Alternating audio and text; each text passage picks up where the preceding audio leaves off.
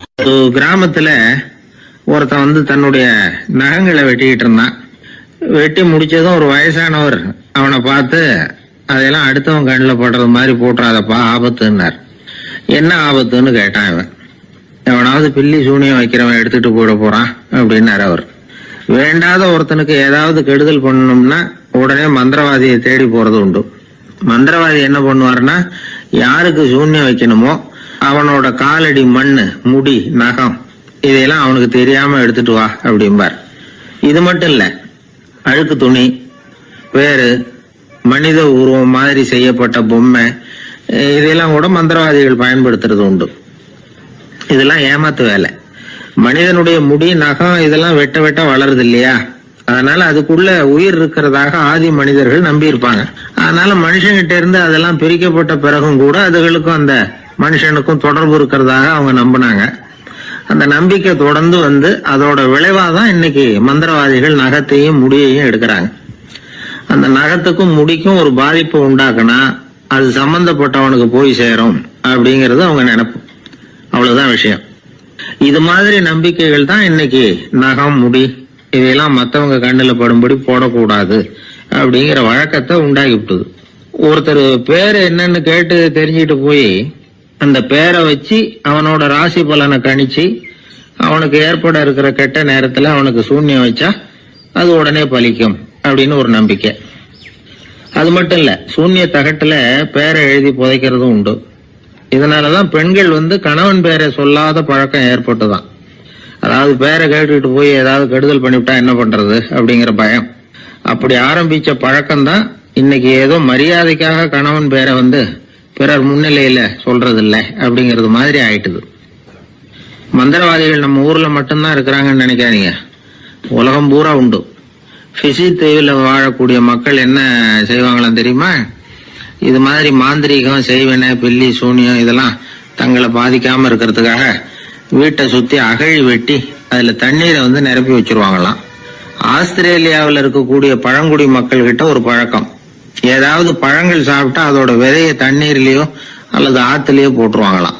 வெளியில போட்டுட்டா அதை எடுத்து செய்வினைக்கு பயன்படுத்திடுவாங்க அப்படிங்கிற பயம். இது மாதிரி உலகம் பூராவும் செய்வினையின் மூலம் அடுத்தவங்களுக்கு பாதிப்பை உண்டு பண்ண முடியும் அப்படிங்கிற நம்பிக்கை இருக்கத்தான் செய்யுது. பொதுவா எல்லா ஊர்லயுமே நகம், முடி, காலடி மண்ணு, மனித உருவ பொம்மை இததான் மந்திரவாதிகள் பயன்படுத்துறாங்களாம். இந்த பில்லி, சூனியம், செய்வினை இதுல இருக்கிற உண்மை என்ன தெரியுமா? நகமோ முடியோ எதையும் செய்யறது இல்ல, சம்பந்தப்பட்டவனுக்கு ஏற்படுற பயம் இருக்கு பாருங்க, அதுதான் பாதிக்கும். இது மனநிலையை பொறுத்த விஷயம், வேற விஞ்ஞான ரீதியான பாதிப்பு இதுல எதுவும் கிடையாது. நம்ம ஊர்ல ஏற்பட்ட பகுத்தறிவு சிந்தனைகள், மூட நம்பிக்கைகளை எவ்வளவோ குறைச்சிருக்குது. இருந்தாலும் ஏமாந்து போறவங்க இன்னும் இருந்துகிட்டு தான் இருக்கிறாங்க.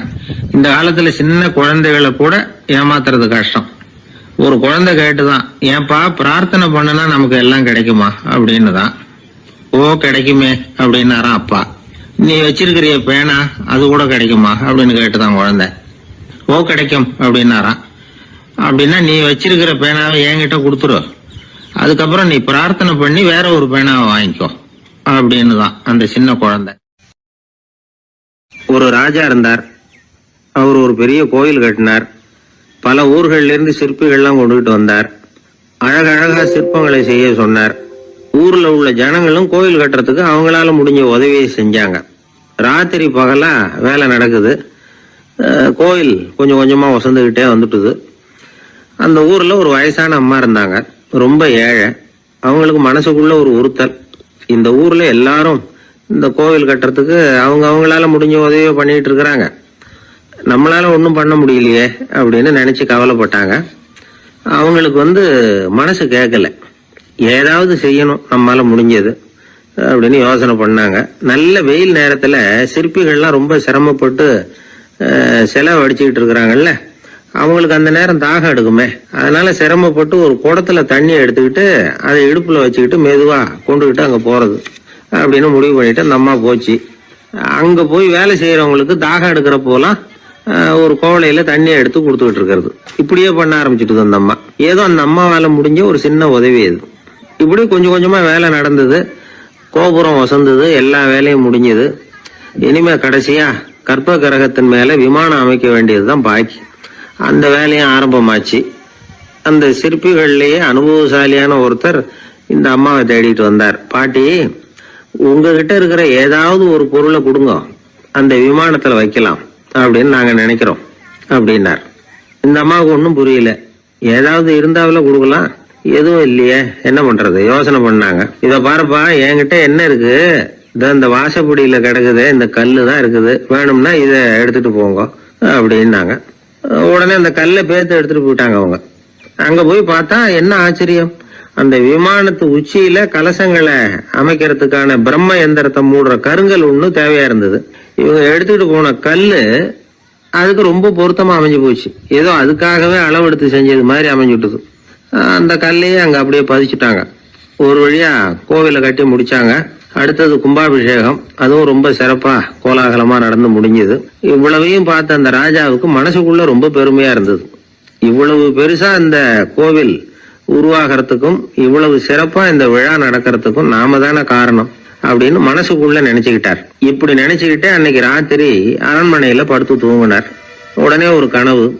ஆண்டவனே அந்த ராஜாவோட கனவுல வந்தார். ராஜா ஆண்டவனை வணங்கினார். இறைவா, உங்களுக்காக நான் கட்டி இருக்கிற கோவில் எப்படி இருக்குது, நல்லா இருக்குதா அப்படின்னு கேட்டார் ராஜா. அதுக்கு இறைவன் சொன்ன பதில் என்ன தெரியுமா? நீ கட்டின கோவில்ல அந்த கிழவியோட நிழல்ல நான் சுகமா இருக்கிறேன் அப்படின்னாராம். இப்படி சொல்லிவிட்டு கடவுள் மறைஞ்சிட்டார். கனவு கலைஞ்சுது. ராஜா விசாரிச்சார், யார் அந்த கிழவி அப்படின்னு. எல்லாரும் விவரத்தை சொன்னாங்க. அப்பதான் ராஜா நினைச்சு பார்த்தார், இந்த கோவிலை நானே கட்டினதாக ரொம்ப பெருமைப்பட்டுக்கிட்டேன். ஆனா அந்த வயசான அம்மா வீட்டு வாசல்ல கிடந்த கல்லு அது இறைவனுக்கு சுகமான நிழல் கொடுக்கறதாக சொல்றாரு அப்படிங்கறத எண்ணி பார்த்தார். நான்கிற எண்ணம் நழுவி போயிட்டுதான். கோபுரம் எவ்வளவு பெருசுங்கிறது முக்கியம் இல்ல, குணம் எவ்வளவு பெருசுங்கிறது தான் முக்கியம். அந்த வயசான அம்மா நம்ம நாட்டுல வாழறது தான் நமக்கு உண்மையான பெருமை அப்படின்னு நினைச்சாராம் ராஜா. இந்த காலத்திலயும் ஒரு ஊர்ல ஒரு கோவில் கட்டினாங்க. எல்லா ஜனங்களும் அவங்களால முடிஞ்சதை செஞ்சாங்க. நம்மால ஒருத்தன் அந்த திருப்பணி குழு தலைவரை போய் பார்த்தான். நான் ஏதாவது ஒத்துழைக்கணுமா ஐயா அப்படின்னு ரொம்ப பணிவா கேட்டான். திருப்பணி குழு தலைவர் சொன்னார், இத பாருப்பா, இந்த கோவில் கட்டி முடிக்கிற வரைக்கும் உன்னுடைய ஒத்துழைப்பு எதுவும் தேவையில்லை. கட்டி முடிச்சு கும்பாபிஷேகம் ஆனதுக்கு அப்புறம் தான் உன்னுடைய ஒத்துழைப்பு ரொம்ப அவசியம் அப்படின்னார். அதுக்கப்புறம் நான் என்ன செய்யணும் சொல்லுங்கன்னா, இவன் இந்த சாமி சிலைய நீ திருடிட்டு போகாம இருக்கணும், அவ்வளவுதான் அப்படின்னாராம் அவர்.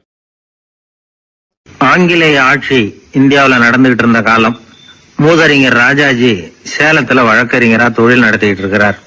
அவர் ஒரு சமயம் தன்கிட்ட வேலை செஞ்சுக்கிட்டு இருந்த பணியாளர் ஒருத்தரை கூப்பிட்டார். இத பார்ப்பா, இந்த அஞ்சல் தலைய இந்த தபால் கவர்ல ஒட்டிட்டு வா அப்படின்னு சொன்னாராம். அந்த ஆள் உடனே அந்த கவரையும் ஸ்டாம்பையும் வாங்கிட்டு போனார். பசை தடவி ஸ்டாம்பை கவர்ல ஒட்டினார். திருப்பி கொண்டுகிட்டு ராஜாஜி கிட்ட கொடுத்தார். இவர் அதை வாங்கி பார்த்தார். உடனே சிரிக்க ஆரம்பிச்சுட்டாராம். அவரால் சிரிப்பை அடக்க முடியல.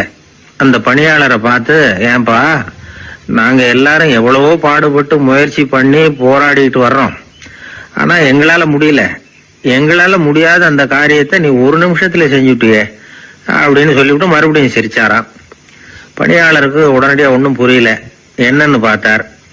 அப்புறம் ராஜாஜி சொன்னாராம், ஆமாப்பா, நீ ஒரு நிமிஷத்துல பிரிட்டிஷ் மன்னரை கவுத்துட்டியே அப்படின்னாராம். அப்புறம் தான் விவரம் புரிஞ்சிருக்குது. அந்த பணியாளர் மன்னர் உருவம் இருந்த அந்த தபால் தலைய அந்த கவர்ல தலைகீழா ஒட்டி வச்சிருக்கிறார். அதை பார்த்துட்டு தான் ராஜாஜி அப்படி சொன்னாராம். இந்த நகைச்சுவை உணர்வு அவருக்கு இயல்பாவே இருந்தது. சேலத்துல வெங்கட சுப்பையர் அப்படின்னு சொல்லி ஒரு பிரபலமான வக்கீல், அவரும் ராஜாஜியும் ஒரு ஊர்ல பொதுக்கூட்டத்தை முடிச்சுக்கிட்டு திரும்பி ரயில்ல சென்னைக்கு வந்துகிட்டு இருக்கிறாங்க. ராத்திரி நேரம். வெங்கட சுப்பையர் ஜன்னல் ஓரமா உட்கார்ந்து பயணம் பண்ணிட்டு இருக்கிறார்.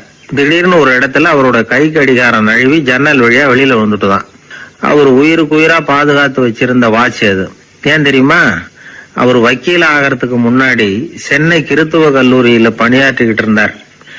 பணி முடிஞ்சு விலகிறப்போ அவர்கிட்ட படிச்ச மாணவர்கள்லாம் அன்புக்கு அடையாளமா ரொம்ப பிரியமா கொடுத்த கை கடிகாரம் அது.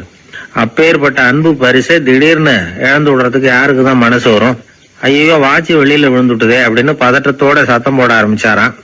ராஜாஜி பக்கத்துலதான் உட்கார்ந்து இருக்கிறார். இருந்தாலும் இதை கேட்டுட்டு பதட்டப்படல, பதில் எதுவும் சொல்லல. அவர் பாட்டுக்கு என்னத்தையோ 1 2 3ன்னு எண்ணிட்டே வந்தாராம். வெங்கட சுப்பையர் ரொம்ப வேதனைப்பட்டிருக்கார். என்னங்க இது, என்னோட அருமையான கை கடிகாரம் நழுவி வெளியில விழுந்துட்டுது, அதுக்காக நான் தவிச்சுக்கிட்டு இருக்கிறேன். நீங்க என்னன்னா இதை கொஞ்சம் கூட காதுல வாங்கிக்காம குழந்தை மாதிரி என்னத்தையும் எண்ணிக்கிட்டே வர்றீங்களே அப்படின்னாராம். அப்பவும் ராஜாஜி ஒன்றும் பதில் பேசல. அவர் பாட்டுக்கு விடாம எண்ணிக்கிட்டே வந்தார். அடுத்த ஸ்டேஷன்ல வண்டி நின்னுது. ராஜாஜி ஸ்டேஷன் மாஸ்டரை கூப்பிட்டார். அவர் வந்ததும் அவர்கிட்ட சொன்னாராம், சார், எங்களுக்கு ஒரு உதவி செய்யணும். நாங்க வர்ற வழியில என் நண்பரோட வாட்ச் வெளியில விழுந்துட்டுது. அது விழுந்த இடத்துல இருந்து தந்தி கம்பங்களை விடாம எண்ணிக்கிட்டே வந்திருக்கிறேன். இவ்வளவு கம்பங்களுக்கு அப்பால அது கிடக்கும். தயவு பண்ணி யாரையாவது அனுப்பி அதை தேட ஏற்பாடு பண்ணுங்க. அது கிடைச்சுட்டுதுன்னா எங்களால முடிஞ்ச அன்பளிப்பு தர்றோம். அது மட்டும் இல்ல, எங்களுக்கு ஒரு லெட்டர் போடுங்க, கிடைச்சுட்டுதுங்கிற விவரத்தை நாங்க வந்து வாங்கிக்கிறோம் அப்படின்னு எல்லாம் சொன்னாங்களாம். அப்படின்னு சொல்லி முகவரியெல்லாம் கொடுத்துட்டு வந்துட்டாங்க அவங்க. கொஞ்ச நாள்ல அந்த கடிகாரமும் வந்து சேர்ந்துட்டுதான். இது எதுக்கு சொல்றாங்கன்னா, பதற்றம் அடையக்கூடாது அப்படிங்கிறது ரொம்ப முக்கியம்.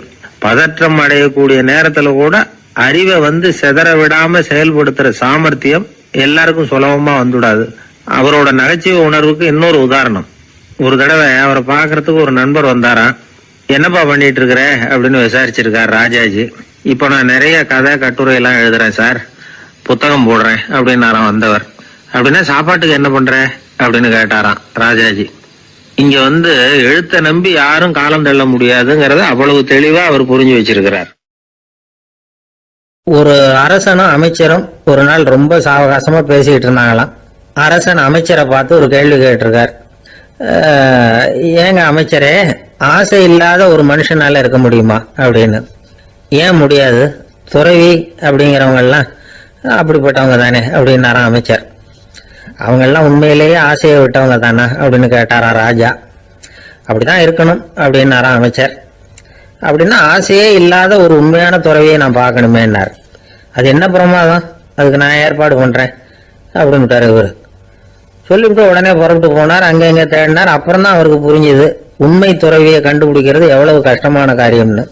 இருந்தாலும் ராஜா கிட்ட சொல்லியாச்சே, உண்மை துறவியை காட்டுறேன்னு. இப்ப என்ன பண்றது? ராஜா கிட்ட சொன்னபடி நடக்கலைன்னா அவருக்கு கோவம் வந்துடும். அமைச்சர் ஒரு யோசனை பண்ணார். அவருக்கு ஒரு வழி தெரிஞ்சுது. அதுதான் சரின்னு முடிவு பண்ணார். அதாவது அந்த ஊர்ல அவருக்கு தெரிஞ்ச நாடக நடிகர் ஒருத்தர் இருக்கிறார், நல்லா நடிப்பார். அவரை போய் பார்த்தார். இதை பாருப்பா, எனக்காக நீ ஒரு காரியம் செய்யணும்னார். என்னன்னு கேட்டார் அவரு. நீ ஒரு துறவி மாதிரி கொஞ்ச நேரத்துக்கு நடிக்கணும். ராஜா உன்னை பார்த்துட்டு போற வரைக்கும் நடி, அது போதும். அதுக்காக உனக்கு 10,000 ரூபாய் தரேன் அப்படின்னார். அவர் எந்த காலத்துல இவ்வளவு பணத்தை மொத்தமா பார்த்திருக்கார். அதனால உடனே சரின்னு ஒத்துக்கிட்டார். அமைச்சர் அரண்மனைக்கு திரும்பி வந்தார். என்ன அமைச்சரே, இன்னுமா ஒரு உண்மையான துறவி கிடைக்கலன்னார். உண்மையான துறவி ஒருத்தரை இப்பதான் கொஞ்ச நேரத்துக்கு முன்னாடி பார்த்து பேசிவிட்டு வர்றேன். அவர் நம்ம ஊருக்கு வெளியில குளத்தங்கரையில உள்ள ஒரு ஆலமரத்துக்கு அடியில் உட்கார்ந்துருக்கிறார் அப்படின்னாரு இவரு. அப்படின்னா உடனே புறப்படுங்க அப்படின்னார் ராஜா. பரிவாரங்களோட புறப்பட்டார்.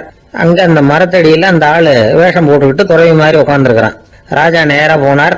அந்த துறவி காலில் பொத்துன்னு விழுந்து வணங்கினார். உடனே ராணியும் அவர் காலில் விழுந்தாங்க. அடுத்தபடியா அமைச்சர் விழுந்தார். அவருக்கு தெரியும் இது நம்ம ஆளுதான்னு. இருந்தாலும் என்ன பண்றது, நேரம். அப்புறம் பரிவாரங்கள்லாம் துறவி காலில் விழுந்து ஆசீர்வாதம் வாங்கிட்டாங்க. ராஜா அப்புறமா தங்கத்தட்டுல பொண்ணையும் பொருளையும் வச்சு அந்த துறவி கிட்ட ரொம்ப பணிவா நீட்டுறார்.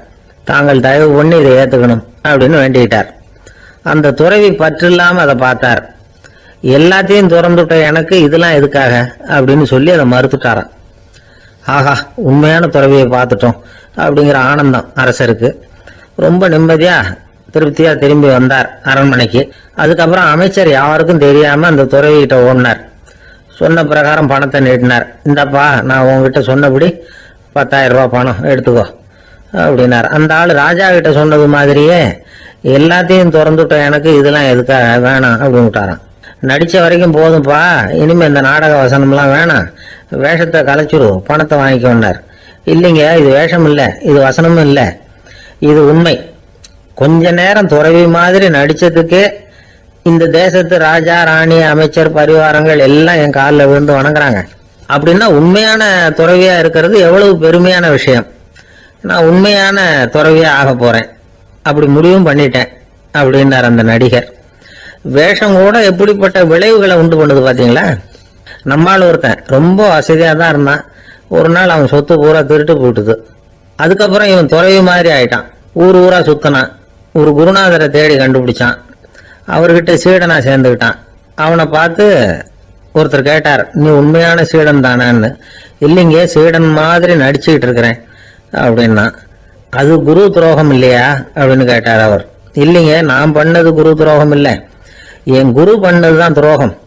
என்னுடைய பணத்தை கொள்ளையடிச்சது இவர் தான். அதை எங்க வச்சிருக்காருன்னு கண்டுபிடிக்கிறதுக்காக தான் இவர்கிட்ட வந்து சீடனா சேர்ந்திருக்கிறேன் அப்படின்னானா. ஒரு ஆள் இருந்தான், நிறைய பணம் சம்பாதிச்சான். ஆனா செலவு பண்ண மனசு வரல, கருமி. அவன் என்ன பண்ணா, சேர்த்த பணம் பூராவையும் ஒரு மரத்தடியில புதைச்சி வச்சிருந்தான்.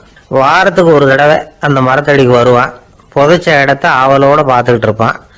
அதுக்கப்புறம் போயிடுவான். அவ்வளவுதான். ஒரு நாள் ஒரு திருடன் வந்தான். இவன் புதைச்சி வச்சிருந்ததெல்லாம் எடுத்துட்டு போட்டான். இது தெரிஞ்சு போச்சு. அந்த கருமி புலம்ப ஆரம்பிச்சிட்டான். இவன் புலம்பலை கேட்டதும் அக்கம் பக்கத்துல இருந்தவங்க எல்லாம் ஓடி வந்தாங்க. என்ன விஷயம்னு விசாரிச்சாங்க. இவன் சொன்னான். ஒரு பெரியவர் கேட்டார், ஏப்பா வாரம் வந்து இந்த இடத்த பாக்குறதாக சொன்னியே, எப்பவாவது இதுல இருக்கிற பணத்தை எடுத்து செலவு பண்ணிருக்கியா அப்படின்னு கேட்டார். நான் அப்பப்போ வந்து அதை பாக்குறது தான் வழக்கம், அதை தொட்டதே இல்லைன்னு அவன். சரி அப்படின்னா இப்பவும் நீ அதே மாதிரி வாரம் ஒரு தடவை வந்து இந்த இடத்த பார்த்துட்டு போகலாமே அப்படின்னாராம் அந்த பெரியவர். அதுவும் சரிதானே, எவ்வளவு காலமானாலும் அவன் அந்த பணத்தை எடுத்து செலவு பண்ண போறதில்ல.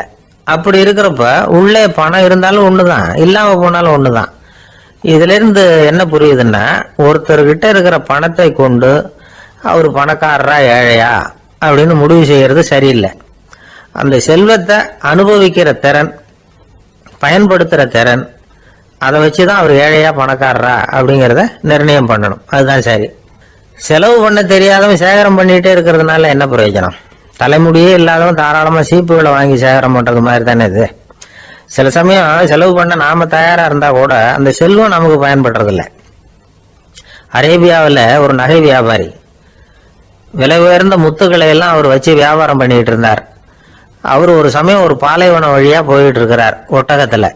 அப்போ திடீர்னு கடுமையான புயல் வீச ஆரம்பிச்சுட்டுது.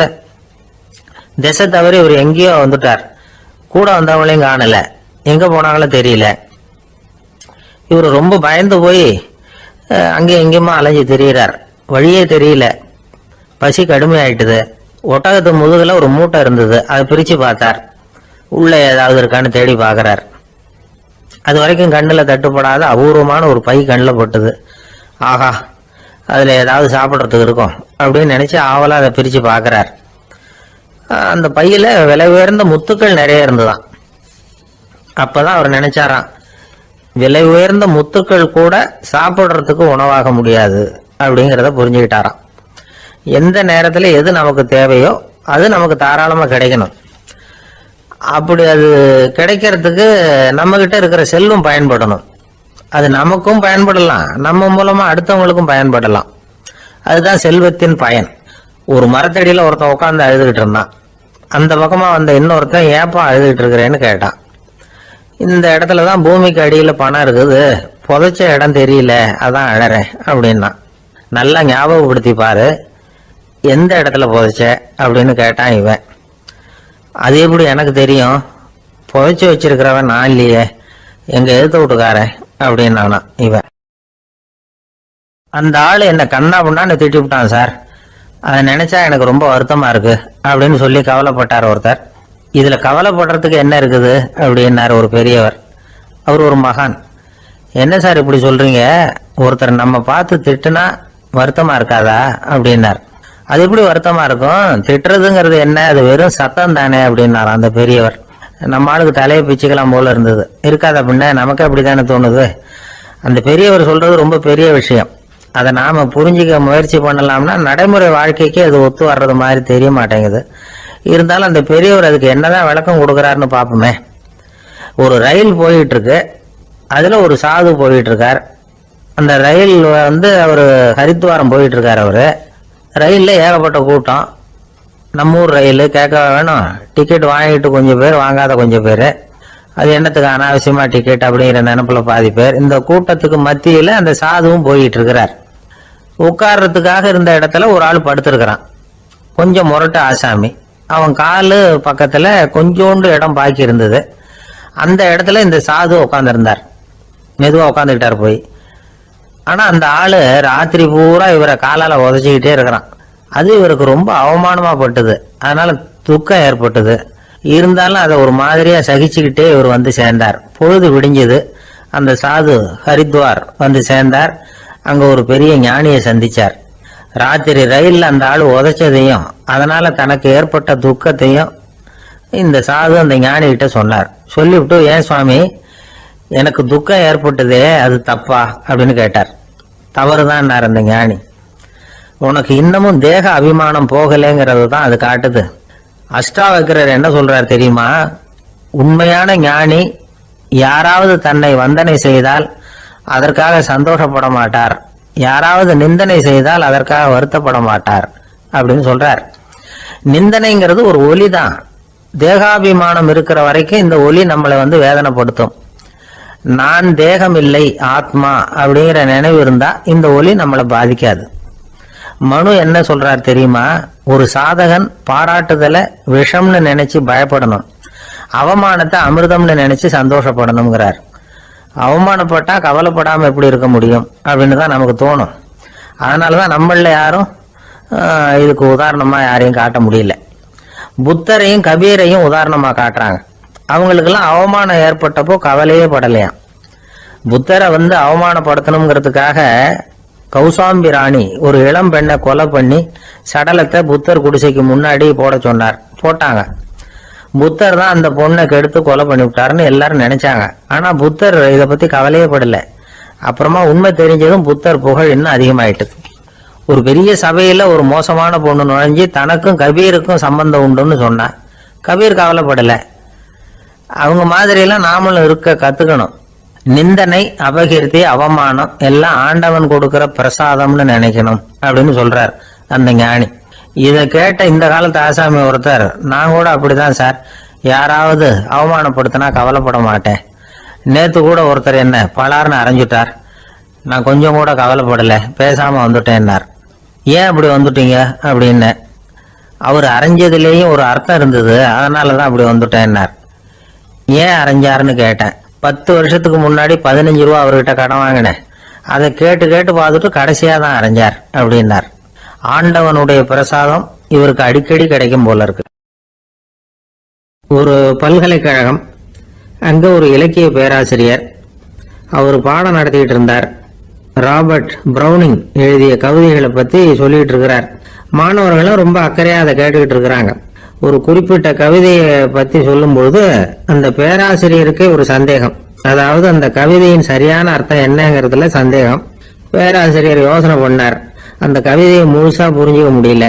அதனால மாணவர்களை பார்த்து சொன்னார், மாணவர்களே, ஒரு நாள் பொறுத்துங்க, இந்த கவிதையை எழுதின கவிஞர் எங்க வீட்டுக்கு பக்கத்துல தான் இருக்கிறாரு. இன்னைக்கு சாயந்தரம் நான் அவரை நேரிலேயே போய் பாக்குறேன், பார்த்து இதுக்கு என்னங்க அர்த்தம்னு கேட்டுட்டு வந்துடுறேன், அதுக்கப்புறம் உங்ககிட்ட சொல்றேன் அப்படின்னாரா. அன்னைக்கு சாயந்தரமே அந்த பேராசிரியர் கவிஞரை தேடிட்டு போயிட்டார். கவிஞர் அவங்க வீட்டுல அவர் பாட்டு உட்காந்துருந்தாராம். இவர் போய் அவர் முன்னாடி உட்கார்ந்தார். அப்புறம் கேட்டார், ஐயா, அந்த கவிதையின் முழு பொருள் என்னன்னு தெரிஞ்சுட்டு போறதுக்காக வந்திருக்கிறேன் அப்படின்னாராம். எந்த கவிதை அப்படின்னாராம் அவரு. இவர் அந்த கவிதையை சொல்லியிருக்கார். கவிஞர் கொஞ்சம் யோசனை பண்ணிவிட்டு அப்புறம் சொன்னாராம், பேராசிரியரே, நீங்க கொஞ்சம் தாமதமா வந்துட்டீங்கன்னாராம். இவருக்கு ஒன்னும் புரியல. நீங்க என்ன சொல்றீங்க? நான் தாமதமா வந்துட்டேன்னா? நீங்க தான் உயிரோட இருக்கிறீங்களே, அப்படி இருக்கும்போது நான் தாமதமா வந்துட்டேன்னா அது எப்படி அப்படின்னு இவர் குழம்பி இருக்கிறார். இப்ப கவிஞர் சொன்னாராம், ஐயா, நான் உயிரோட இருக்கிறேன்னா இல்லையாங்கிறது முக்கியம் இல்லை. நான் அந்த கவிதை வரிகளை எழுதினப்போ 2 பேருக்கு அதோட அர்த்தம் தெரிஞ்சிருந்தது. இப்போ ஒரே ஒருத்தருக்கு தான் அதோட அர்த்தம் தெரியும் அப்படின்னாராம். பேராசிரியர் யோசனை பண்ணியிருக்கார். அப்படின்னா அந்த ஒருத்தர் கவிஞர் ராபர்ட் பிரௌனிங்கை தவிர வேற யாரா இருக்க முடியும்? இவர் தான் அப்படிங்கறத அவர் மனசுல நினைச்சுக்கிட்டார். அதனால சொன்னார், ஐயா, நான் தாமதமா வரல, அந்த கவிதையின் பொருள் என்ன அது சொல்லுங்கன்னார். பேராசிரியரே, நான் சொல்றது உங்களுக்கு புரியலன்னு நினைக்கிறேன். நான் இந்த வரிகளை எழுதினப்போ 2 பேருக்கு அதோட அர்த்தம் தெரிஞ்சிருந்தது. அந்த 2 பேர் யாருன்னா, ஒருத்தர் ராபர்ட் பிரௌனிங், அதாவது நான், இன்னொருத்தர் கடவுள். இப்போ அது கடவுளுக்கு மட்டும்தான் தெரியும். நானே இதை பத்தி பல தடவை யோசனை பண்ணி பார்த்தேன். இது ரொம்ப அழகானது, ஆனாலும் ரொம்ப வழுக்கலானது. அதை பிடிச்சிட்டோம்னு நினைச்சிட்டு இருக்கும் பொழுதே காத்து மாதிரி அது உங்ககிட்ட இருந்து ஓடி போயிடுது. எனக்கு ரொம்பவும் வருத்தமா தான் இருக்குது. நிச்சயமா நான் தான் இந்த வரிகளை எழுதியிருக்கிறேன். அதுல அர்த்தம் இருக்குங்கிறது எனக்கு தெரியும், அதை நான் உணர்றேன். ஆனா நீங்க என்ன மன்னிக்கணும், எனக்கே கூட அதை என்னால விளக்க முடியல. அப்படி இருக்கும்போது உங்களுக்கு எப்படி அதை நான் விளக்க முடியும் அப்படின்னு அந்த கவிஞர். அனுபவிக்கப்படக்கூடிய எல்லாமே விளக்கப்படக்கூடிய ஒன்றல்ல, விளக்கப்படும் எல்லாமே அனுபவிக்கப்படக்கூடிய ஒன்றல்ல அப்படிங்கிறது ஞானிகளுடைய கருத்து. அதுக்காக தான் அந்த சம்பவம். வாழ்க்கையில நீங்கள் தொடர்ந்து ஆய்வு செய்து கொண்டே இருக்கக்கூடிய விளக்கங்களை ஒருபோதும் அடைய முடியாத பரிமாணங்கள் இருக்கிறதுனாலதான் அது அலுப்பு தட்டாம இருக்குது. உங்களால நிறைய அனுபவிக்க முடியும், இருந்தாலும் நீங்கள் அனுபவித்து அறிந்த விஷயங்கள் கூட வார்த்தைகளால விளக்கப்பட முடிவதில்லை அப்படிங்கிறது பெரிய ஒரு சிந்தனை. இதெல்லாம் ஒரு பக்கம் இருக்கட்டும். நமக்கு தெரிஞ்ச பேராசிரியர் ஒருத்தர் 1 மணி நேரம் ரொம்ப விவரமா வகுப்பு எடுத்தார். கடைசியா சொன்னார், மாணவர்களே, ரொம்பவும் எளிமையா விளக்கமா எல்லா விவரமும் சொல்லியிருக்கிறேன். அதனால இதுல உங்களுக்கு சந்தேகம் வர்றதுக்கு வாய்ப்பே இல்லை. இருந்தாலும் கேட்க வேண்டிய கடமை கேட்கிறேன்.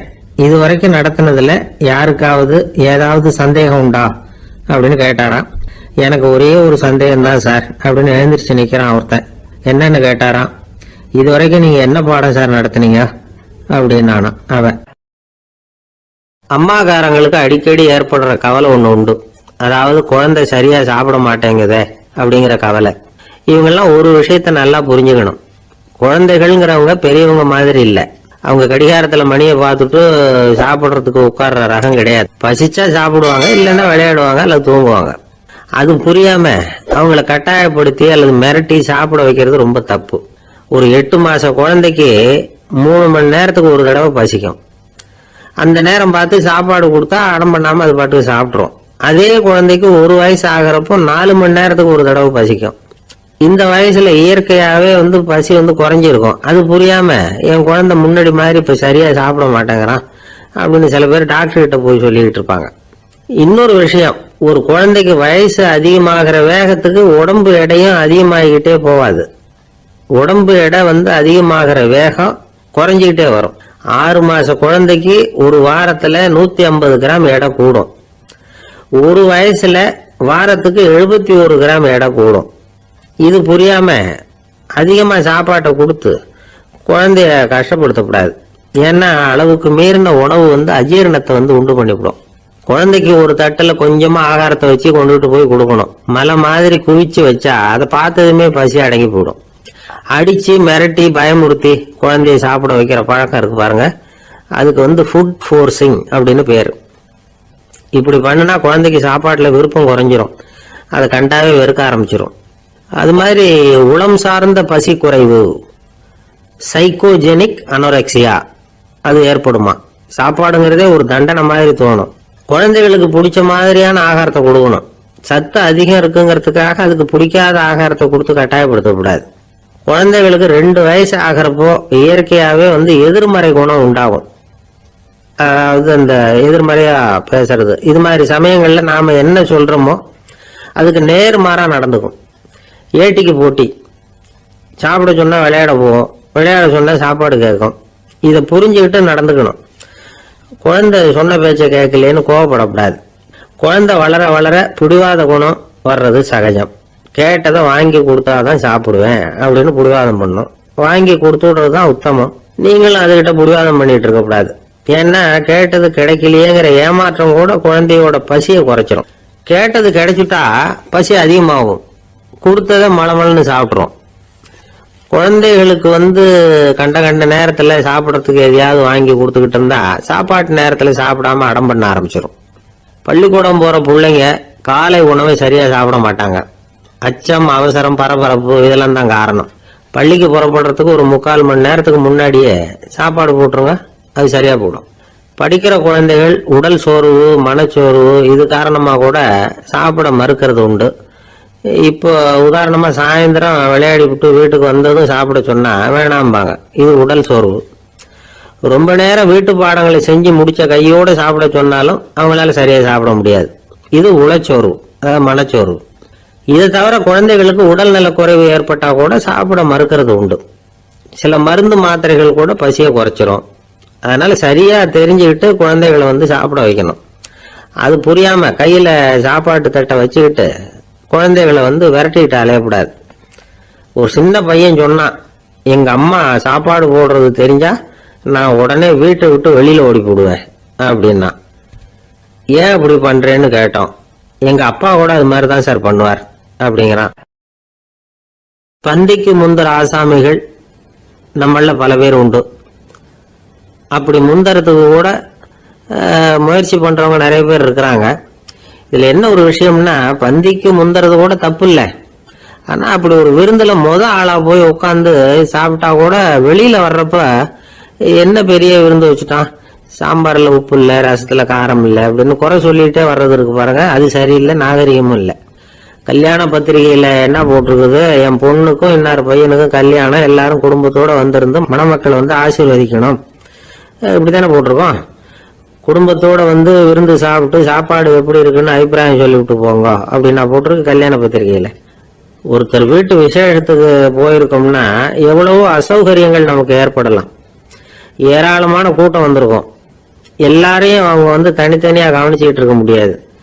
நாம தான் அனுசரிச்சு நடந்துக்கணும். நாமளா போய் வாழ்த்த வேண்டியவங்களை வாழ்த்தி விட்டு சேரணும். அதை விட்டுட்டு பத்திரிக்கை கொடுத்தானேன்னு போனேன், கவனிப்பே சரியில்லை அப்படின்னு புலம்பிக்கிட்டு இருக்கக்கூடாது. ஒரு விருந்துக்கு போனா அங்க எப்படி நடந்துக்கணும் அப்படிங்கறத பத்தி கூட அனுபவசாலிகள் சில விவரங்கள்லாம் சொல்லியிருக்கிறாங்க. இந்த காலத்துல கல்யாணம், பிறந்த நாள், அது இதுன்னு நிறைய விருந்துகள் நடக்குது. அதெல்லாம் எதுக்காக? மனித உறவுகளை வளர்த்துக்கிறதுக்காக தான், வேற எதுக்கு? ஒரு விருந்துக்கு போனா அமைதியா பொறுமையா போய் உட்காரணும். அடிச்சு பிடிச்சிக்கிட்டு இடத்த பிடிக்க போறேன் அப்படின்னு நிற்கக்கூடாது. முதல் பந்தி நடந்துகிட்டு இருந்தா அது முடிஞ்சு இலை எடுத்து சுத்தம் பண்ணதுக்கு அப்புறம் போய் உட்கார்றது தான் நாகரீகம். இலை எடுக்கிறதுக்கு முன்னாடியே அங்க போய் உட்காந்தா நல்லா இருக்காது. நீங்க சாப்பிட்டுட்டு உட்காந்துருக்கீங்களா, சாப்பிட்றதுக்கு உட்காந்துருக்கீங்களா, பாக்குறவங்களுக்கு சந்தேகம் வந்துடும். அதே மாதிரி இலையில எல்லா ஐட்டமும் பரிமாறினதுக்கு அப்புறம் சாப்பிட ஆரம்பிக்கணும். ஒவ்வொரு ஐட்டமா வைக்க வைக்க நாம பாட்டுக்கு எடுத்து உள்ள தள்ளிட்டே இருந்தோம்னா எதை வச்சோம் எதை வைக்கலன்னு பரிமாறினவரே குழம்பி போயிடுவார். ஏன்னா எப்போ பார்த்தாலும் இலை காலியாவே இருக்கும். சாப்பிட்றப்போ உங்க சாப்பாட்டையே நீங்க கவனிக்கணும். அடுத்தவங்க இலையில என்ன இருக்கு, பக்கத்துல இருக்கிறவர் எதை அதிகமா சாப்பிட்றார், இதெல்லாம் நமக்கு என்னத்துக்கு?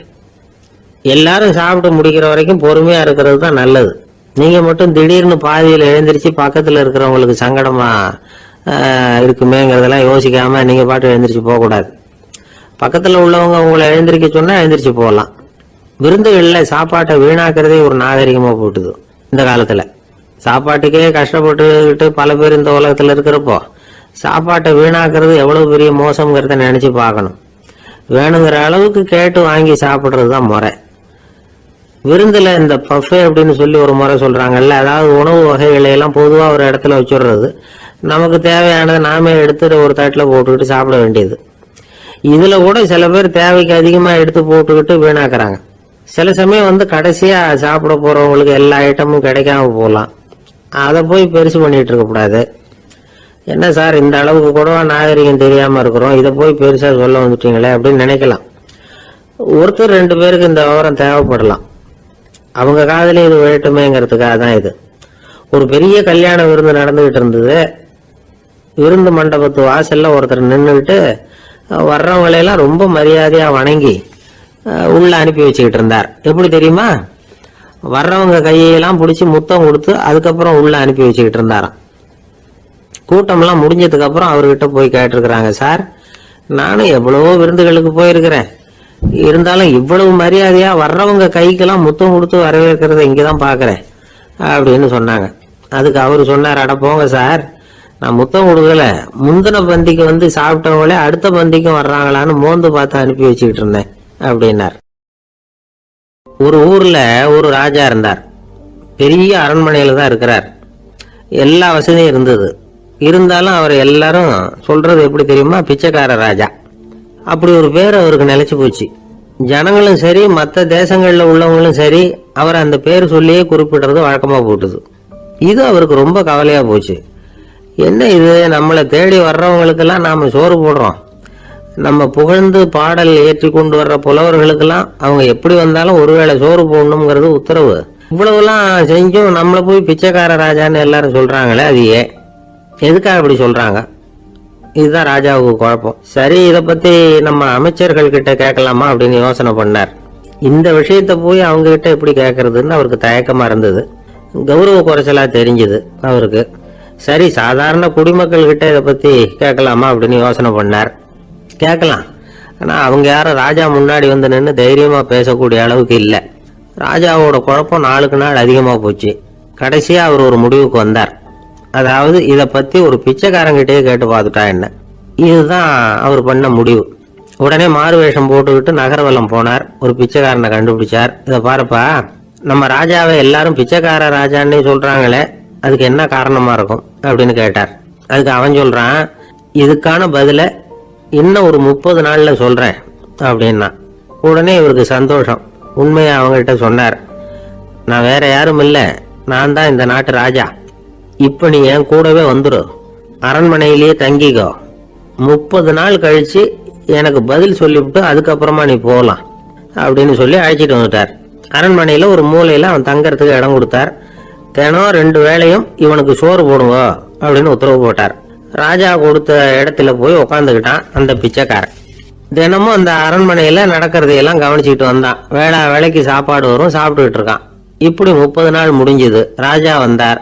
என்ன, என்னோட கேள்விக்கு பதில் என்னன்னு கண்டுபிடிச்சிட்டியான்னார். கண்டுபிடிச்சிட்டேன்னா.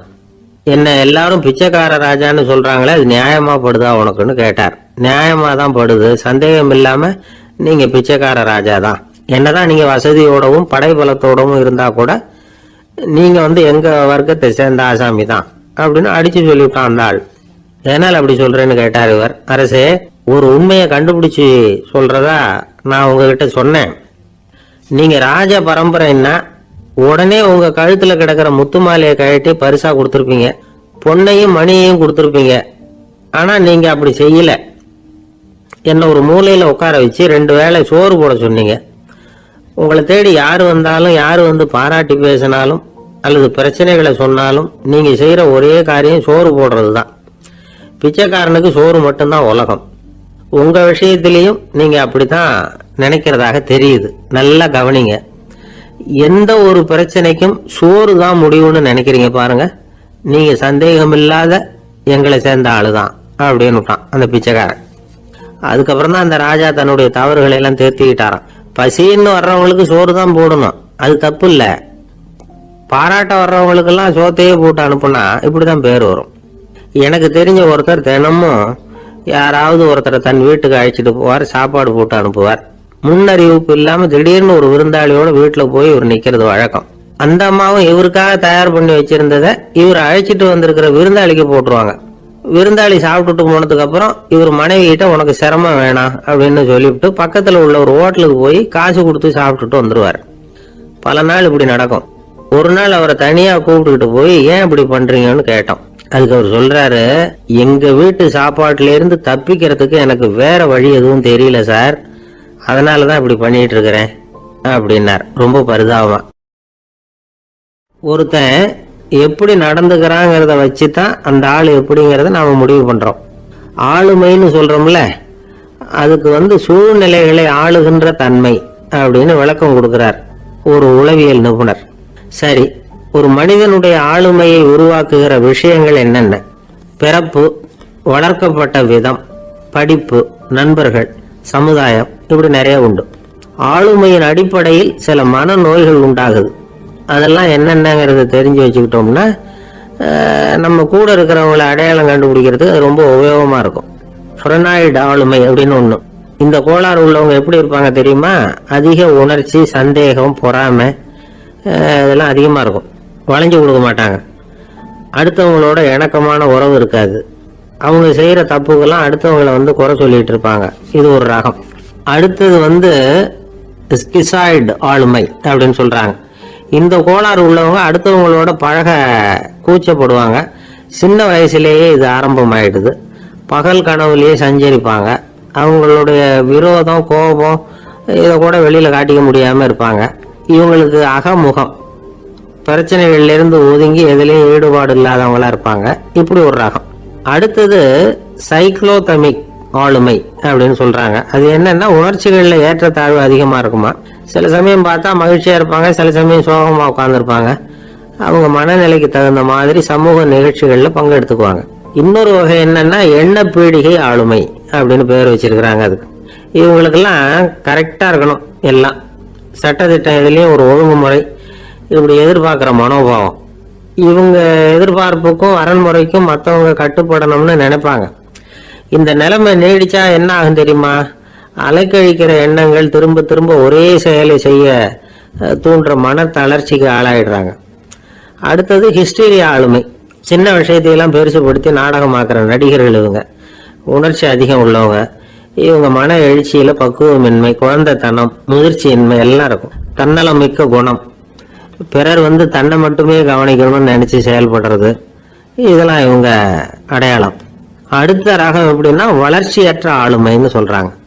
அடுத்தவங்களோட இணங்கி போக முடியாதவங்க, அறிவு, மன எழுச்சி, சமூக உறவு இதுல எல்லாம் போதுமான வளர்ச்சியையும் நிறைவையும் பெற முடியாதவங்க. இவங்களால வாழ்க்கையில முன்னேற முடியாது. பிச்சைக்காரங்க, குற்றவாளிகள், இவங்க கிட்ட எல்லாம் இது மாதிரியான ஆளுமை அதிகமா இருக்குமா. அடுத்தது என்னன்னா சோர்வுடைய ஆளுமை. எதுலயும் உற்சாகம் இல்லாம சோர்ந்து போயிருப்பாங்க. அதுக்கெல்லாம் நமக்கு வலிமை இல்லப்பா அப்படின்னு சொல்லிட்டு இருப்பாங்க. சின்ன விஷயங்களுக்கெல்லாம் அதிர்ச்சி அடையிறது, வாழ்வின் சுவையை அனுபவிக்க முடியாதவங்க. இன்னொரு ரகம், இது கொதித்தெழும் ஆளுமைங்கிறாங்க. எதுக்கு எடுத்தாலும் ஆத்திரம், குரோதம், வன் செயல் இதுல எல்லாம் ஈடுபாடு, இப்படி உள்ளவங்க. நத்தை வகை ஆளுமை அப்படின்னு ஒண்ணு. அடுத்தவங்க மேல விரோதம் இருக்கும், அடிக்கணுங்கிற எண்ணம் இருக்கும். ஆனா அதை அப்படியே வெளியில காட்டாம அதே சமயம் அமைதியான முறையில வெறுப்பை வெளிக்காட்டுற ரகம். இவங்கெல்லாம் பேசாம கம்முன்னு இருந்துகிட்டே நினைச்சதை நிறைவேற்றிடுவாங்க. முன்ஜாக்கிரதை ஆளுமை அப்படின்னு ஒரு ரகமா. பாதுகாப்பின்மை, சந்தேகம், முழுமையின்மை, அறவேக்காட்டுத்தனம் இந்த மனப்போக்கு அதிகமா இருக்கிறதுனால அகம்பாவம், புடிவாதம், எச்சரிக்கை எல்லாம் அளவுக்கு மீறி இருக்கும். இதுவரைக்கும் நாம பேசிக்கிட்டு இருந்த ஆளுமை பண்புகள் அளவுக்கு அதிகமா போயிட்டுதுன்னா ஆளுமை கோளாறுகள் ஏற்படும். அதன் அடிப்படையில மனவியாதிகள் வருமா. அதனால இணக்கமான, எல்லாரும் விரும்புகிற இயல்பான ஆளுமையை பெறுவதற்கு நாம முயற்சி செய்யணும் அப்படிங்கிறது மனோதத்துவ நிபுணர்களுடைய ஆலோசனை. ஒருத்தர் ஒரு மனோதத்துவ டாக்டரை தேடிட்டு வந்தாராம். டாக்டர், எனக்கு மனசுல ஏதோ வியாதி, ஆளுமை கோளாறு, அதாவது எனக்கு சீக்கிரமா செத்து போனா தேவையில்லைன்னு தோணுது அப்படின்னாராம். உடனே அந்த டாக்டர், சரி அப்படின்னா இங்கே இருங்க, நான் வைத்தியம் பாக்குறேன் அப்படின்னாராம். ஆபீஸ் முடிஞ்சு வீட்டுக்கு போற சமயத்துல ஒருத்தர் கடைக்கு போய் ஸ்வீட் வாங்கினார். சரி, வீட்டுக்கு பிள்ளைங்களுக்கு தான் வாங்கிட்டு போறார் அப்படின்னு மற்றவங்க நினைச்சாங்க. அவரு அப்படி செய்யல. அந்த இடத்துலயே பொட்டலத்தை பிரிச்சார். திருட மாதிரி அப்படியே சுத்தி ஒரு தரம் பார்த்துக்கிட்டார். யாரும் தெரிஞ்சவங்க இல்லைங்கிறத முடிவு பண்ணிட்டு அவசரமா அதை அப்படியே போட்டு முழுகிவிட்டு கையை தொடச்சிக்கிட்டு நல்ல புள்ள மாதிரி நடந்து போக ஆரம்பிச்சிட்டார். அவர் யாருன்னா, அவரோட பிரச்சனை எல்லாருக்கும் தெரியாது, சில பேருக்கு தான் தெரியும். அதாவது அவர் உடம்புல சர்க்கரை இருக்குன்னு டாக்டர் சொல்லிவிட்டாராம். அதனால வீட்டில் சர்க்கரையே இவர் கண்ணில் காட்டுறதில்ல. அதனால இவர் யார் கண்ணிலையும் படாமல் இப்படிப்பட்ட வேலைகள்லாம் செய்கிறது வழக்கம். யாருக்கும் தெரியாமல் இப்படி ஸ்வீட்டை வாங்கி சாப்பிட்டுட்டு அவர் பாட்டுக்கு போயிடுறது. இப்படிப்பட்டவங்களுக்கெல்லாம் கொஞ்சம் ஆறுதலான தகவல் இன்னைக்கு. அது என்னன்னா, நாம சாப்பிடுற சர்க்கரைக்கும் நம்ம உடம்புல உள்ள சில கோளாறுகளுக்கும் அப்படி என்னதான் சம்பந்தம் இருக்குது. இதை பத்தி சமீபத்துல சில ஆராய்ச்சிகள்லாம் நடந்திருக்குது. ஏன்னா சர்க்கரைன்னாவே விஷம் மாதிரி அதை பார்க்கறவங்களும் சில பேர் உண்டு. சின்ன பிள்ளைங்களுக்கு வயத்துல பூச்சி உண்டாகிறதுல இருந்து பெரியவங்களுக்கு நீரிழிவு வர்ற வரைக்கும் எல்லாத்துக்கும் சர்க்கரை தான் காரணம்னு சொல்லிட்டு இருக்கிறோம். ஆனா அந்த அளவுக்கு பயப்பட வேண்டிய அவசியம் இல்லை அப்படின்னு சொல்றாங்க. சர்க்கரை வியாதி, இருதய நோய், பித்த நீர்ப்பை நோய் இதெல்லாம் சில நோய்கள்லாம் நாம சாப்பிட்ற சர்க்கரைக்கும் தொடர்பு இருக்குன்னு நினைக்கிறோம். ஆனா அப்படி சம்பந்தம் உண்டுங்கிறதுக்கு போதுமான அளவுக்கு ஆதாரம் இல்லை அப்படிங்கிறாங்க ஆராய்ச்சியாளர்கள். ஒரே ஒரு சம்பந்தம் தான் உறுதியா இருக்குதான். அதுவும் இந்த பல் சிதைவு அப்படின்னு இருக்கு இல்லையா, அந்த சர்க்கரை சாப்பிட்றதுக்கும் இந்த பல் சிதைவுக்கும் சம்பந்தம் இருக்கு அப்படிங்கிறத மட்டும் உறுதியா சொல்றாங்க. சர்க்கரைன்னா நாம சாப்பிட்ற ஜீனி மட்டும் இல்லை, பழம், காய்கறி, பால், தேன் இப்படி எல்லாத்துலேயும் அது இருக்குது. கேரட்டு கொடுக்குற சத்துல 88% சர்க்கரை, ஆப்பிள் கொடுக்குற சக்தியில் 95% சர்க்கரை. இது ஜீனி சர்க்கரை, இது ஆப்பிள் சர்க்கரை அப்படிங்கிற வித்தியாசம்லாம் உடம்புக்கு கிடையாது. ரெண்டுமே உடனடியாக சக்தி கொடுக்குது. ஒரு ஸ்பூன் சர்க்கரையில் 16 கலோரி தான் சத்து இருக்குது. அதிகமாக சர்க்கரை சாப்பிட்டா நீரிழிவு வந்துருங்கிறது தப்பான ஒரு அபிப்பிராயம். டயபெட்டிஸுங்கிறது ஒரு மெட்டபாலிக் டிசார்டர், அவ்வளவுதான். அதாவது நாம சாப்பிட்ற சர்க்கரையை நம்ம உடம்பு திறமையா உபயோகப்படுத்திக்க முடியல அப்படின்னு அர்த்தம். அதனாலதான் அதிகமா இனிப்பு வேணாம்னு சொல்றோம். ஏற்கனவே உடம்பால முடியாத ஒன்றை மறுபடியும் அது தலையில சுமத்தி அதிகமாக வேலை வாங்க வேணாமே அப்படிங்கிறதுக்காக தான். ஆகாரத்தில் அதிகமாக சர்க்கரை இருந்தால் அதனால் உடனே சர்க்கரை வியாதி வந்துடும்ங்கிறதுக்கு விஞ்ஞான ரீதியாக போதுமான ஆதாரம் இல்லை. அதனால் எப்போவாவது அதிகமாக ஸ்வீட்டு சாப்பிட்டுட்டா ஐயோ அதிகமாக சாப்பிட்டோமோ என்ன பண்ண போதோ தெரியலையே அப்படின்னு நினச்சி மனசை போட்டு குழப்பிக்க வேண்டியதில்லை. பொதுவாக எதுவுமே அதிகமாக வேண்டாம், எல்லாம் சீராக இருந்தால் போதும். நீரிழிவுங்கிறது புதுசாக வந்துட்ட ஒரு நோய் இல்லை, ரொம்ப காலமாகவே இருக்கிற ஒன்று தான். நம்ம முன்னோர்கள் இதை மதுமேகம் அப்படின்னு சொல்லுவாங்க. அதை கட்டுப்படுத்துறதுக்கு அவங்களே சில வழிமுறையை சொல்லி வச்சிருக்கிறாங்க. அது என்னென்னா வேற ஒன்றும் இல்லை, இந்த பாவக்காய், முள்ளங்கி, அருகம்புல், அவ்வளவுதான். வெள்ளை முள்ளங்கி இருக்குல்ல, அதை வாரத்துக்கு 3 நாள் சாப்பிட்டுக்கிட்டு வாங்க. நூலுக்கோல் ரொம்ப நல்லது. இல்லைன்னா முள்ளங்கி சாறு 1 ounce சாப்பிட்டுட்டு வரலாம். ரத்தத்தில் சேர்ற சர்க்கரை அளவை இதெல்லாம் கட்டுப்படுத்துது. சிறுநீரில் காணப்படுகிற சர்க்கரை அளவையும் சமநிலைப்படுத்துது. தினமும் ஆகாரத்தில் கோதுமை, கேழ்வரகு, வெந்தயம், கருவேப்பிலை, சோயாபீன்ஸ் எது கிடைக்குதோ சேர்த்துக்கலாம். இப்படிலாம் செஞ்சுட்டு வந்தால் அப்புறம் வீட்டுக்கு தெரியாமல் கடையில் போய் நின்றுட்டு ஸ்வீட் வாங்கி திருட்டுத்தனமாக சாப்பிட வேண்டிய அவசியமே உங்களுக்கு வராது. 2 ஆசாமிகள் கடற்கரையில் உட்காந்து சாவகாசமாக பேசிக்கிட்டு இருந்தாங்களாம். ஒருத்தர் சொன்னார், இன்னொருத்தருக்கு தெரியாமல் ஸ்வீட்டு சாப்பிட்றதே எப்பவும் இடைஞ்சல் தான் சார். நேற்றுக்கு பாருங்க அப்படி தான் சாப்பிட்டுக்கிட்டு இருந்தேன், வீட்டுக்காரி கண்ணில் போட்டுவிட்டுது, அதுக்கப்புறம் ஒரே ரகலையாக போச்சு அப்படின்னாரா. எனக்கு கூட அப்படி தான் சார் ஆயிட்டுது, ஒரே ரகலை அப்படின்னாரா இன்னொருத்தர். நீங்கள் சாப்பிட்டதும் உங்கள் வீட்டுக்காரங்க கண்ணில் போட்டுவிட்டுதா சார் அப்படின்னு கேட்டிருக்காரு இவர். அதுக்கு அவர் சொன்னாராம், அப்படி இல்லை சார், கடைக்காரர் கண்ணில் போட்டுவிட்டுதோ, நான் அவருக்கு தெரியாமல் அந்த ஸ்வீட்டை அவர் கடையிலேருந்து எடுத்திருந்தேன் அப்படின்னு விளக்கம் கொடுத்தாராம் இந்த ஆள். ஒருத்தர் முகத்தை தொங்க போட்டுக்கிட்டு ஒரு மாதிரியாக வந்தார். என்ன விஷயம்னு விசாரித்தேன். என்னுடைய நண்பன் ஒருத்தங்கிட்ட கருத்து வேறுபாடு, இனிமேல் நமக்குள்ளே எந்த சம்மந்தமும் வேணாம்னு நட்பை முறிச்சிட்டு வந்துட்டேன்னா. நண்பர்கள்னு இருந்தால் கருத்து வேறுபாடு வரத்தான் செய்யும்னு. கருத்து வேறுபாடு வராமல் இருக்கிறதுக்கு ஏதாவது வழி உண்டா அப்படின்னு கேட்டாங்க. அதை பற்றி நிபுணர்கள் சில யோசனைகளை சொல்லியிருக்கிறாங்கன்னு. முதல் விஷயம் என்னென்னா, உங்கள் நண்பனுக்கு ஒரு செய்தி சொல்லணும்னா அதை நீங்களே நேரடியாக சொல்லுங்கள், அல்லது உங்கள் கைப்பட கடிதம் எழுதுங்க. அதாவது நேரடி தொடர்பு முக்கியம். அதை விட்டுட்டு இன்னொருத்தர் மூலமாக நண்பர்களுக்கு செய்தி அனுப்புனா நீங்கள் சொல்கிற செய்தி அப்படியே போய் சேராது, அது சேதமாயிடும். கூட்டி குறைச்சி சொல்லிவிடுவாங்க, அது குழப்பத்தில் கொண்டாந்து விட்டுரும். இது ஒரு யோசனை. 2வது யோசனை என்னன்னா, நீங்கள் ஒரு நல்ல காரியத்தை செய்யும் பொழுது உங்கள் நண்பரையும் சேர்த்துக்குங்க, அவருக்கும் அதில் ஒரு ஈடுபாட்டை உருவாக்குங்க. 3வது யோசனை, நம்ம பக்கத்தில் இருக்கிற நண்பர் மகிழ்ச்சி அடைகிற மாதிரி ஏதாவது செய்யணும். சின்ன சின்ன செயல்களாக இருந்தாலும் பரவாயில்ல, அவர் நமக்கு எதுவும் செய்யலையே, நாம் எதுக்கு செய்யணும் அப்படின்னு நினச்சிக்கிட்டு இருக்கக்கூடாது. 4வது யோசனை என்னென்னா, உங்களுக்கு ஒரு பிரச்சனையா அல்லது உங்கள் நண்பருக்கு ஒரு பிரச்சனையா, எதுவாக இருந்தாலும் 2 பேரும் சேர்ந்து உட்காந்து ஆலோசனை பண்ணுங்க. நம்ம யோசனையும் கேட்கப்படுதே அப்படிங்கிற நினைப்பே அவருக்கு ஒரு மன நிறைவை உண்டாக்குமா. 5வது யோசனை, உங்கள் நண்பர் ஏதோ ஒரு காரியத்தை செய்கிறார், நீங்கள் உடனே அவசரப்பட்டு நீ செய்கிறது தப்புன்னு தீர்ப்பு சொல்லக்கூடாது. அவர் அதை செய்யறதுக்கான நியாயங்கள் எவ்வளவோ இருக்கும், அதை புரிஞ்சுக்கிறதுக்கு முயற்சி பண்ணணும். 6வது யோசனை, உங்கள் நண்பர் என்ன சொன்னாலும் அதை பொறுமையாக கேளுங்க. அவர் சொல்கிறத புரிஞ்சுக்கணும், அவர் சொல்ல விரும்புகிறத புரிஞ்சுக்கணும், அவர் சொல்ல முடியாமல் தவிக்கிறதையும் புரிஞ்சுக்கணும். இப்படி 3 விதமாகவும் அவரை புரிஞ்சுக்கிட்டு அதுக்கு தகுந்த மாதிரி செயல்படணும்.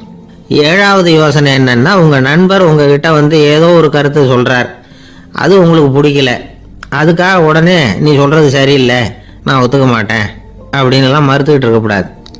அவர் சொல்கிறத கேட்கணும், பொறுமையாக சிந்திக்கணும், அதுக்கப்புறம் பதில் சொல்லணும். இப்படிலாம் நடந்துக்கிட்டால் நண்பர்களுக்குள்ள கருத்து வேறுபாடு வர்றதுக்கு வாய்ப்பே இருக்காது அப்படின்னு வல்லுநர்கள் தொகுத்து சொல்லியிருக்கிறாங்க இந்த யோசனைகளை. எனக்கு தெரிஞ்ச சில நண்பர்கள் உண்டு, அவங்களுக்குள்ளேயும் கருத்து வேறுபாடுகள் வராமல் இருக்கிறதுக்கு சில நுட்பங்களை கையாளுறது உண்டு. ஒருத்தர் சொன்னார், அந்த டாக்டர் சின்ன வயசுலேருந்து என் கூட பழகினவர், நாங்கள் 2 பேரும் இணை பிரியாத நண்பர்கள், இருந்தாலும் எனக்கு உடம்பு சரியில்லைன்னா நான் அவர்கிட்ட வைத்தியம் பார்த்துக்க மாட்டேன் அப்படின்னார் ஒருத்தர். ஏன் அப்படின்னு கேட்டேன். எங்கள் நட்பு கெட்டுப்படக்கூடாது இல்லையா, அதனால தான் அப்படின்னாரு இவர். மகாபாரத யுத்தம் முடிஞ்சுது. தர்மர் சக்கரவர்த்தி ஆனார். பீஷ்மர் யுத்த பூமியில அம்பு படுக்கையில படுத்து கிடக்கிறார், உயிரை விட போறார். சூரியன் வட திசை அடையிற உத்தராயண புண்ணிய காலத்தை எதிர்பார்த்து காத்துக்கிட்டு இருக்கிறார். அந்த சமயத்துல தர்மர் கண்ணங்கிட்ட அனுமதி வாங்கிக்கிட்டு பீஷ்மரை பாக்கிறதுக்காக குருக்ஷேத்திரத்துக்கு வர்றார். தம்பிமார்கள், திரௌபதி எல்லாரும் கூட வர்றாங்க. பீஷ்மரை பார்த்து எல்லாரும் வணங்குறாங்க. யுதிஷ்டர் பீஷ்மர்கிட்ட வர்ணம், ஆசிரமம், மக்கள் கடமை, அரசருடைய கடமை, இது மாதிரி விஷயங்களை பத்தி நிறைய கேள்விகள்லாம் கேட்கிறார். அவரு ஒவ்வொன்னா கேட்டுக்கிட்டு இருக்கிறாரு. பீஷ்மரும் அதுக்கு தகுந்த பதில் சொல்லிட்டு இருக்கிறார். இப்படி பீஷ்மர் யுதிஷ்டருக்கு தர்மோபதேசம் செஞ்சுக்கிட்டு இருக்கிறப்போ திரௌபதிக்கு சிரிப்பு வந்துட்டுதான். கழுக்குன்னு அந்த அம்மா சிரிச்சுட்டாங்க. அந்த சத்தத்தை கேட்ட பீஷ்மர் தர்மோபதேசத்தை பாதியில நிறுத்தினார். திரௌபதிய பார்த்தார். மகளே, ஏம்மா சிரிச்சேன்னு கேட்டார். என்ன மன்னிச்சிருங்க பிதாமகரே, ஏதோ தெரியாம சிரிச்சுட்டேன்னாங்க அவங்க. குழந்தாய், உன்ன மாதிரியே உள்ள உத்தம பெண்கள் காரணம் இல்லாம பலர் முன்னிலையில இப்படி சிரிக்க மாட்டாங்க. வெக்கப்படாம விஷயத்தை சொல்லுன்னாரு அவர். திரௌபதிக்கு கண் கலங்க ஆரம்பிச்சு. சுவாமி, நீங்க இப்போ இவ்வளவு தர்மோபதேசம் பண்ணிட்டு இருக்கிறீங்க, இத பாக்குறப்ப எனக்கு திடீர்னு ஒரு சந்தேகம் வந்துட்டுது. அதாவது இன்னைக்கு தர்மத்துக்கு இவ்வளவு சிறந்த விளக்கத்தை கொடுக்கிற இதே பிதாமகர் அன்னைக்கு கௌரவர் சபையில துச்சாதனன் என்ன மானபங்கப்படுத்த முயற்சி பண்ணினப்போ வாய் மூடி மௌனமா பாத்துக்கிட்டு சும்மா தானே இருந்தார். அந்த சமயத்துல இவ்வளவு ஞானத்தையும் எங்கே விட்டு வச்சிருந்தார்? ஒருவேளை அதுக்கப்புறம் தான் இந்த தர்ம விஷயங்களை எல்லாம் கத்துக்கிட்டாரா அப்படின்னு யோசிச்சுட்டு இருக்கிறேன். அப்படி யோசிச்சப்பதான் அந்த சிரிப்பு வந்துட்டுது. என்ன மன்னிச்சிருங்க அப்படின்னாங்களாம். பிதாமகர் இதுக்கு அமைதியா பதில் சொல்ல ஆரம்பிச்சார். குழந்தாய், உன்னோட கேள்வி நியாயமானதுதான். இதுல உன்னை நான் மன்னிக்கிறதுக்கு என்னமா இருக்கு? துரியோதனன் சபையில நான் இருந்தப்போ எனக்கு அந்த அறிவு இருக்கதான் செய்தது. ஆனா துஷ்டனான துரியோதனன் உணவை நான் அப்ப சாப்பிட்டுக்கிட்டு இருந்தேன். அவன் போட்ட சாப்பாட்டை சாப்பிட்டுக்கிட்டு இருந்தேன். அது காரணமா என்னுடைய அறிவு மழுங்கி போச்சு. நல்லது கெட்டதை பத்தி ஆலோசிக்க முடியாம போயிட்டுது. தீயவர்கள் போடுற சாப்பாட்டை சாப்பிட்டா சாப்பிடுறவனுடைய மனமும் உடம்பும் கெட்டு போடும் அப்படின்னு சாஸ்திரம் எல்லாம் சொல்லுது. ஆனா இப்போ போர்ல அர்ஜுனன் என் மேல எய்த அம்புகளால என் உடம்புல இருந்த ரத்தம் எல்லாம் வெளியேறி போச்சு. கெட்ட உணவை சாப்பிட்டதுனால உண்டான ரத்தம் பூராவும் இப்போ உடம்பு விட்டு வெளில போயிட்டுது. அதனால என் புத்தியும் தெளிஞ்சுட்டுது. அதனாலதான் இப்போ இந்த அளவுக்கு தர்மத்தின் தத்துவங்களை சரியா எடுத்து சொல்ல முடிஞ்சது அப்படின்னு பீஷ்மர். இதுல இருந்து நாம தெரிஞ்சுக்க வேண்டியது என்னன்னா, யாரு சாப்பிட கூப்பிட்டாலும் உடனே முண்டி அடிச்சுக்கிட்டு கிளம்பி போய் முதல் பந்தியில உட்காந்துடக்கூடாது. கூப்பிடுறவங்க எப்படிப்பட்டவங்க, நல்லவங்களா கெட்டவங்களா அப்படின்னு எல்லாம் யோசிச்சு பாக்கணுமா. கெட்ட எண்ணத்தோட போடப்படுகிற சாப்பாடு புத்தியை மழுங்கடிச்சிரும் அப்படிங்கிறது ஒரு பெரிய, இந்த காலத்துல பெரியவங்க சொல்ற ஒரு உண்மை. எத்தனையோ பேர் பெரிய உத்தியோகத்துல இருக்கிறவங்கள விருந்துக்கு கூப்பிட்டு சாப்பிட்டு முடிச்ச கையோட முக்கியமான பேப்பர்ல எல்லாம் கையெழுத்து வாங்கிட்டு விட்டுருவாங்களே. கூப்பிடுறவங்க மனசை புரிஞ்சுக்கிட்டு அதுக்கப்புறம் போறதா வேண்டாமா அப்படிங்கறத முடிவு பண்ணணும். சாப்பாட்டுல அவ்வளவு விஷயம் இருக்குது. பீஷ்மருக்கே அந்த நிலைமைன்னா நாமெல்லாம் ஏமாத்திரம். சில சந்தர்ப்பங்கள்ல சாப்பாடு புத்தியில ஒரு தெளிவு உண்டாக்குறதும் உண்டு. ஒரு ஊருக்கு ஒரு பெரிய மகான் வந்தார். அவரு சாப்பிடுறதே இல்லை. எப்போவாவது கொஞ்சம் தண்ணி, பால், அவ்வளவுதான். ருசியெல்லாம் கடந்தவர். அவர்கிட்ட எல்லாரும் போய் ஆசீர்வாதம் வாங்கினாங்க. அந்த ஊர்ல ஒரு ஹோட்டல், அதோட முதலாளி ஒருத்தர், அவரும் அந்த மகான் கிட்ட ஆசீர்வாதம் வாங்கறதுக்காக போனார். அவரு முன்னாடி போய் பணிவா நின்னார். துண்டை இடுப்புல கட்டிக்கிட்டு காலில் விழறதுக்காக போனார். அதுக்கு முன்னாடி அந்த மகான் எழுந்திருச்சு இவரு காலில் விழுந்துட்டார். ஹோட்டல் முதலாளி பதறி போயிட்டார். சுவாமி, என்ன இது அபச்சாரம், நீங்க தான் என்ன ஆசீர்வாதம் பண்ணணும்னார். அதுக்கு அந்த சாமியார் சொன்னார், அப்படி இல்லைங்க, நீங்க தான் என்ன ஆசீர்வாதம் பண்ணணும். ஏன்னா கொஞ்ச காலத்துக்கு முன்னாடி உங்க ஹோட்டல்ல தான் நான் அக்கௌண்ட் வச்சு சாப்பிட்டுக்கிட்டு இருந்தேன். இன்னைக்கு நான் ருசியெல்லாம் கடந்து வெறுத்து ஞானியா போறதுக்கு நீங்க தான் காரணம், உங்க சாப்பாடு தான் காரணம் அப்படின்னாரு. ஒரு திருடன் ஒரு வீட்டுல போய் திருடணும்னு திட்டம் போட்டான். இருட்டுனதும் போய் திருடணும். ஆனா ராத்திரி ஆனா வாசல் கதவை சாத்தி உள்பக்கம் தாழ்பால் போட்டுருவாங்களே, என்ன பண்றது, எப்படி வீட்டுக்குள்ள போறது? இவன் யோசனை பண்ண ஒரு முடிவுக்கு வந்தான். சரி, பகல் நேரத்திலேயே யாருக்கும் தெரியாம இந்த வீட்டுக்குள்ள நுழைஞ்சிருவோம். அங்க போய் எங்கேயாவது ஒளிஞ்சுக்குவோம். இருட்டுற வரைக்கும் பேசாம இருப்போம். ராத்திரி எல்லாரும் தூங்கினதுக்கு அப்புறம் நைஸா போய் பீரோவை திறந்து இருக்கிறது பூரா எடுத்துக்கிட்டு ஓடியாந்துடலாம் அப்படின்னு திட்டம் போட்டான். அதே மாதிரி ஒரு நாள் மத்தியானத்துக்கு மேல அந்த வீட்டுக்காரன் எங்கேயோ வெளியில புறப்பட்டு போனான். வீட்டுக்கார அம்மா அடுப்பங்கரையில என்னமோ சமைச்சுக்கிட்டு இருந்தாங்க. திருடன் பார்த்தான். இதுதான் சமயம்னு அந்த வீட்டுக்குள்ள மெதுவா நுழைஞ்சிட்டான். எங்க ஒளியலாம்னு பார்த்தா வலது பக்கம் ஒரு ரூம் இருந்தது. அங்க போனான். அங்க ஒரு படுக்கை அறை, அங்க ஒரு பெரிய கட்டில் இருந்தது. அதுக்கு அடியில போய் பதுங்கிட்டான். இருட்டுனது நம்ம வேலையை ஆரம்பிக்கலாம், அது வரைக்கும் பொறுமையா இருக்கணும் அப்படின்னு சொல்லி பேசாம வாயை மூடிட்டு கம்முன்னு இருக்கிறான். ரொம்ப நேரம் கழிச்சு வெளியில போயிருந்த வீட்டுக்காரன் திரும்பி வந்தான். சாப்பிட்டான். லைட்டை நிறுத்தி விட்டு படுத்துட்டான். அந்த அம்மாவும் வேலையெல்லாம் முடிச்சுட்டு படுத்துட்டாங்க. நடு ராத்திரி. விடி விளக்கு லேசா எரிஞ்சுகிட்டு இருக்கு. வீட்டுக்காரன் லேசா கண்ணை முடிச்சான். கட்லுக்கு நேரா எதிரில ஒரு கண்ணாடி. அதுல பாக்குறான், கட்லுக்கு கீழே ஒரு திருடன் ஒளிஞ்சு இருக்கிறது தெரிஞ்சு போச்சு. உடனே அவன் திருடன் திருடன்னு சத்தம் போடல, யோசனை பண்ணான். மேஜையில இருக்கிற கத்தி எடுத்து கையில வச்சுக்குவோமா அப்படின்னு யோசனை பண்ணான். இந்த சந்தர்ப்பத்துல கத்திய உபயோகப்படுத்துறதை விட புத்திய உபயோகப்படுத்துறது தான் சாமர்த்தியம் அப்படின்னு நினைச்சான். உடனே அது பிரகாரம் செயல்பட ஆரம்பிச்சிட்டான். என்ன பண்ணான் தெரியுமா? எதையும் வெளியில காட்டிக்காம ரொம்ப சர்வசாதாரணமா தன்னுடைய மனைவி கிட்ட பேச ஆரம்பிச்சான். மனைவியும் புத்திசாலி, அதனால அவங்களுக்கு தெரியும். அவங்களும் வீட்டுக்காரர் கேட்ட கேள்விக்கு பொருத்தமா பதில் சொல்ல ஆரம்பிச்சாங்க. இவன் கேட்டான், இத பாரு, நமக்கு குழந்தை பிறந்தா அதுக்கு கிருஷ்ணமூர்த்தின்னு தான் பேர் வைக்கணும் அப்படின்னா. அதெல்லாம் முடியாது. ஆம்பளை பிள்ளையா இருந்தா ஏகாம்பரம், பொம்பளை பிள்ளையா இருந்தா பங்கஜவல்லி, இதுதான் அவங்க மாமனார் மாமியார் பேர், அதான் வைக்கணும் அப்படின்னாங்க அந்த அம்மா. அதெல்லாம் முடியாது, நான் முடிவு பண்ணிவிட்டேன் கிருஷ்ணமூர்த்தின்னு கத்தனா அவன். இல்ல ஏகாம்பரம் பங்கஜவல்லின்றது இந்த அம்மா. வாதம் முத்தி போச்சு. கிருஷ்ணமூர்த்தி கிருஷ்ணமூர்த்தி கிருஷ்ணமூர்த்தின்னா அவன். ஏகாம்பரம் பங்கஜவல்லி ஏகாம்பரம் பங்கஜவல்லின்னு இவங்க கத்துறாங்க. ஒரே சத்தமா போச்சு. இத கேட்டதும் பக்கத்து வீட்டுல இருந்தவங்க, எழுத்த வீட்டுல இருந்தவங்க எல்லாம் எழுந்திரிச்சு ஓடி வந்து இவங்க வீட்டு கதவை தட்ட ஆரம்பிச்சுட்டாங்க. தடன்னு இவன் சாவகாசமா எழுந்திரிச்சு போய் கதவை திறந்தான். என்னங்க இந்த ராத்திரி வேலையில எங்களை எல்லாம் ஏன் கூப்பிட்டீங்க, யாருக்கு என்ன ஆச்சு அப்படின்னு கேட்டாங்க. கேட்டது யாருன்னா பக்கத்து வீட்டு கிருஷ்ணமூர்த்தி, எழுத்த வீட்டு ஏகாம்பரம் பங்கஜவல்லி எல்லாரும். அடடே, உங்களை கூப்பிடலீங்க, குழந்தைக்கு பேர் வைக்கிறது சம்பந்தமா எங்களுக்குள்ள சண்டை வந்துட்டுது, அதுதான் விஷயம். வேணும்னா இதை கட்டிலுக்கு அடியில ஒளிஞ்சிட்டு இருக்கிறானே ஒருத்தன், அவனை கூட கேட்டு பாருங்க, அவன் தான் இதுக்கு சாட்சி அப்படிங்கிறான் அந்த ஆளு. உடனே எல்லாரும் விஷயத்த புரிஞ்சுக்கிட்டு திருடனை பிடிச்சி போலீஸ்ல ஒப்படைச்சிட்டாங்களாம். நெருக்கடியான நேரங்கள்ல பதறாம புத்திசாலித்தனமா செயல்படணுங்கிறத தெரிஞ்சுக்கிறதுக்காக இந்த கதை. புத்திசாலித்தனமா செயல்படுற ஒரு குடும்ப தலைவி இருக்காங்க. அவங்க என்ன செய்வாங்க தெரியுமா? எல்லாரும் ராத்திரி ஆனா வீட்டை உள்பக்கமா போட்டு தானே படுப்பாங்க. ஆனா அந்த அம்மா என்ன பண்ணுவாங்கன்னா வீட்டை வெளிப்பக்கமா ஒரு பூட்டு விடுவாங்க. எழுத்த வீட்டுக்காரங்க கிட்ட சொல்லி தினமும் இப்படி பூட்டி விட சொல்றது பழக்கம்.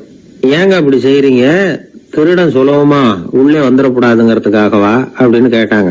இல்லைங்க, சுலபமா வெளியில போயிடக்கூடாதுங்கிறதுக்காக அப்படின்னாங்க. என்னங்க சொல்றீங்க அப்படின்னு கேட்டாங்க. ஆமாங்க, இவருக்கு அந்த பழக்கம் உண்டு அப்படின்னு தன்னுடைய வீட்டுக்காரரை காட்டினாங்க. பக்கத்து வீடுகள் பத்திரமா இருக்கணுங்கிறதுக்காக தன்னுடைய வீட்டை பூட்டி வைக்கிறது ஒரு பெரிய விஷயம் தானே. பத்திரிகையில வர்ற செய்திகளை கூட நகைச்சுவையா சொல்றது உண்டு. அதாவது அதை நேரடியா சொன்னா வானொலியில அனுமதிக்க மாட்டாங்க சில விஷயங்களை. அது சின்னாருக்கு கௌரவ குறைச்சல், அது வேடிக்கை கலந்து நகைச்சுவோடு சொல்லும் பொழுது அதை அனுமதிச்சிருவாங்க. அப்ப அந்த விசாரணை கமிஷன் அது நிறைய நடந்துகிட்டு இருந்தது. டெல்லியில இருந்து அமலாக்க பிரிவு அதிகாரிகள்லாம் வராங்க போறாங்கன்னு பத்திரிகையில அமர்க்கலப்பட்ட இடம். அந்த நேரம் நான் ஒரு ரேடியோவில் ஒரு செய்தியை தயார் பண்றோம். அப்ப என்ன பண்ணேன்னா, இது மாதிரி அந்த பத்திரிகை செய்தியை வச்சுக்கிட்டே ஒரு செய்தி சொன்னோம், இன்னொரு தகவல் சொல்லி.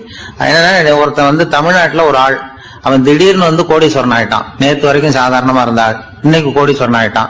டெல்லியில இருந்து 2 அதிகாரிகள் வராங்க. எப்படி அவன் பணம் சேர்த்தான்னு கண்டுபிடிக்கிறதுக்கு அவனை கூப்பிட்டு 2 அதிகாரிகளை, எப்படிடா பணம் சேர்த்த? நான் ஒன்னும் தப்பான வழியில பணம் சேர்க்கல சார், நான் பந்தயம் கட்டியே பணக்காரன் ஆயிட்டேன். பந்தயம் கட்டி எப்படிடா பணக்காரன் ஆக முடியும் அப்படின்னா, நீங்க நம்புங்க சார், நான் பந்தயம் கட்டி தான் பணக்காரன், தப்பான வழியில சேரல சார்.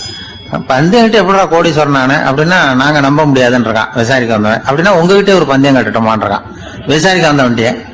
என்னடா பந்தயம் அப்படின்னா, ஒண்ணுமில்ல சார், இது என் கண்ணு, இது என் பல்லு, என் கண்ணை என் பல்லாலேயே கடிக்கிறேன், எவ்வளவு பந்தயம். விசாரிக்க வந்தவன் 100 ரூபாய் எடுத்து வச்சான், இதை ப்ரூவ் பண்றான்னு. அப்படியே கண்ணை எடுத்துட்டான். அது பளிங்கு கண்ணு, ஏற்கனவே ஒரு கண்ணு பளிங்கு கண்ணு வச்சுனா எடுத்து கடிச்சு விட்டான். இது விசாரிக்க வந்தாலும் 100 ரூபாய் விட்டுட்டு நிக்கிறான். எப்படி பணம் சேர்த்தான்னு வந்தவன். உடனே இன்னொருத்தன், இவன்ட்ட என்னடா பேச்சு கொடுக்காரா, நம்ம பணம் தான் அங்க போயிட்டு இருக்கு, உனக்கு விசாரிக்க தெரியல, போடா நான் விசாரிக்கிறேன்னு அடுத்த வந்தான். அது நீ ஒழுங்கா சொல்றேன், எப்படிடா பணம் சேர்த்த சார், நீங்க கொஞ்சம் புத்திசாலியா தெரியுது அவரை விட, நீங்களாவது நம்புங்க சார், பந்தயம் கட்டி தான் பணம் சேர்த்தேன், நான் நம்ப முடியாது. அப்படின்னா உங்ககிட்ட இன்னொரு பந்தயம் கட்டட்டுமா அப்படின்றான். வேண்டாம், அவனை ஏமாத்தி விட்டேன் ஆள வேண்டான்றான். இல்ல சார், அவரு ஏமாந்தது பொய் கண்ணு, பளிங்கு கண்ணுன்னு தெரியாது, ஏமாந்துட்டார். உங்ககிட்ட பந்தயம் கட்டது நெஜம் கண்ணு, இந்த பக்கம் பளிங்கு கண்ணு கிடையாது, நெஜம் கண்ணு, இதை பல்லால கடிக்கிறேன். அவன் ஒரு 100 ரூபாய் எடுத்து வச்சான். இவன் அப்படியே பல் செட்டை கட்டினான் தனியா, அப்படியே கட்டி கடிச்சு விட்டான். அதையும் விட்டுட்டான். இவன் உடனே 2 பேரும், இவன்கிட்ட பேச பேச நம்ம பணம் தான் அவன்கிட்ட போயிட்டு இருக்கு, இவன் எப்படி பணம் சேர்த்தான்னு கண்டுபிடிக்கிறதுக்கு டெல்லியில இருந்து வந்திருக்கான். மேற்கொண்டு பேசாத, பேச பேச பந்தயம் கட்டுவான். திரும்பி போறதுக்கு ரயிலுக்கு டிக்கெட்டு சரியா இருக்கா பாடுறான்றான். அவன் கரெக்டா எண்ணி பார்த்து கரெக்டா இருக்குப்பா, மேற்கொண்டு பேசாத, அவன்கிட்ட நம்ம போயிடுவோம், போய் நம்ம அதிகாரிகிட்ட சொல்லிடுவோம்னு சொல்லி, போயிட்டு வரேன் சார் அப்படின்னு சொல்லிட்டு மரியாதை போயிட்டாங்க. போய் டெல்லியில பெரிய அதிகாரிகிட்ட போய், சார் அவன்கிட்ட விசாரிச்சு பார்த்தோம் சார், தமிழ்நாட்டுல பந்தயம் கட்டி தான் பணம் சேர்த்தேன்னு சாதிக்கிறான், எங்ககிட்ட ஒரு 200 ரூபாய் வாங்கிட்டான் சார் அப்படின்னு அவருக்கு கோவம் வந்துட்டுது. இந்தியாவுக்கே தலைமை அதிகாரி, இதுக்காகவாடா நீங்க இருக்கீங்க? எத்தனை பேர் இருக்கீங்க உங்களை மாதிரி ஜூனியர் ஆபீசர்ஸ் நம்ம ஆபீஸ்ல இந்தியா பூரா விசாரிக்கிறதுக்கு? அப்படின்னா 30 பேர் இருக்கோம் சார். 30 பேருக்கு அனுபவம் பத்தாது, நான் இந்தியாவுக்கே தலைமை அதிகாரி, அனுபவம் ஜாஸ்தி, உங்களுக்கு ட்ரைனிங் கொடுக்கணும் எப்படி ஒருத்தரை விசாரிக்கிறதுன்னு. 30 பேரும் ஒரு ரூம்ல வந்து உட்காருங்க, ஒரு ஆள் போய் அந்த ஆளை தமிழ்நாட்டுல இருந்து நீங்க கூப்பிட்டுட்டு வா, வர்ற வரைக்கும் அவன்கிட்ட பேசாதீங்க, பந்தயம் கட்டுவான், மெதுவா கொண்டு வந்து நிறுத்து அப்படின்னா ஒரு ஆள் வந்து ஸ்பெஷலா கூப்பிட்டு போட்டான். இது மாதிரி மேடையில நிறுத்திவிட்டு ஒரு தலைமை அதிகாரி 30 ஜூனியர் அதிகாரிகள் அவங்களுக்கு பயிற்சி கொடுக்குறார். இவனை பார்த்து, ஏய் ஒழுங்கா சொல்லு, எப்படி பணம் சேர்த்த, நான் இந்தியாவுக்கே தலைமை அதிகாரி, என்கிட்ட உண்மையை ஒத்துக்கிட்டீங்கன்னா உன்னை அப்ரூவர் ஆக்கிடுவேன் அல்லது தண்டனையை குறைப்பேன், அந்த அதிகாரம்லாம் என்கிட்ட உண்டு, ஒழுங்கா சொல்லு அப்படிங்கிறார். அவன், சார் நீங்க இந்தியாவுக்கே தலைமை அதிகாரி, அனுபவம் ஜாஸ்தி, நீங்களாவது நம்புங்க சார், நான் பந்தயம் கட்டி தான் பணம் சேர்த்தேங்கிறான். இங்கேயே வந்து இப்படி சாதிக்கிறேன், உன்னை நம்ப முடியாதரா அப்படின்னா உங்ககிட்ட ஒரு பந்தயம் கட்டட்டுமா? நானா அவர்கிட்ட போய் வானண்டா என் ஆளை ஏமாத்தி விட்டேன் அப்படின்னா, இல்ல சார் அவங்க ஏமாந்தது என் உடம்ப பத்தின ரகசியம், என் கண்ணு பளிங்கு கண்ணுன்னு தெரியாது, நான் பல் செட்டு கட்டியிருந்தது தெரியாது, ஏமாந்துட்டாங்க. இப்ப நான் உங்ககிட்ட கட்டுற பந்தயம் உங்க உடம்ப பத்தின ரகசியம். என் உடம்புல என்னடா ரகசியம்? முதுகுல, உங்க முதுகுல ஒரு அகலத்துக்கு கருப்பா ஒரு மச்சம் இருக்கு, உண்டா இல்லையானா? இல்லைன்னு தெரியும் அவருக்கு. இல்லடா நேத்து வரைக்கும் இல்ல சார், இப்ப இருக்குது மச்சம் அப்படின்னு உடனே 100 ரூபாய் எடுத்து வச்சார் அவர் தலைமை அதிகாரி. ஒரு 100 ரூபாய் வச்சு சட்டையை கட்டி காட்டுறாரு, மச்சம் இல்ல. இவன் தோத்துட்டான், இங்கிருந்து போனவன். உடனே 200 ரூபாய் எடுத்து வச்சுக்கிட்டு, தோழர்களே இப்படிதான் ஒருத்தரை விசாரிக்கணும், என்கிட்ட இவன் ஏமாந்துட்டான் பாருங்க, துருவி துருவி விசாரிக்கிறதுன்னு சொல்றாங்களே இதுதான் அப்படின்னு விளக்கம் கொடுத்தார். அப்போ இவன் மெதுவா ஆரம்பிச்சானா, சார் இந்த பந்தயத்துல உங்களுக்கு 200 ரூபாய் லாபம், ஆனா இதே பந்தயத்துல எனக்கு 2900 ரூபாய் லாபம் சார் அப்படின்றான். என்னடா பண்ண அப்படின்னு கேட்டிருக்காரு. உங்களுக்கு தெரியாம இந்த 30 பேர்கிட்டையும் தனித்தனியா ஒரு பந்தயம் கட்டியிருக்கேன்.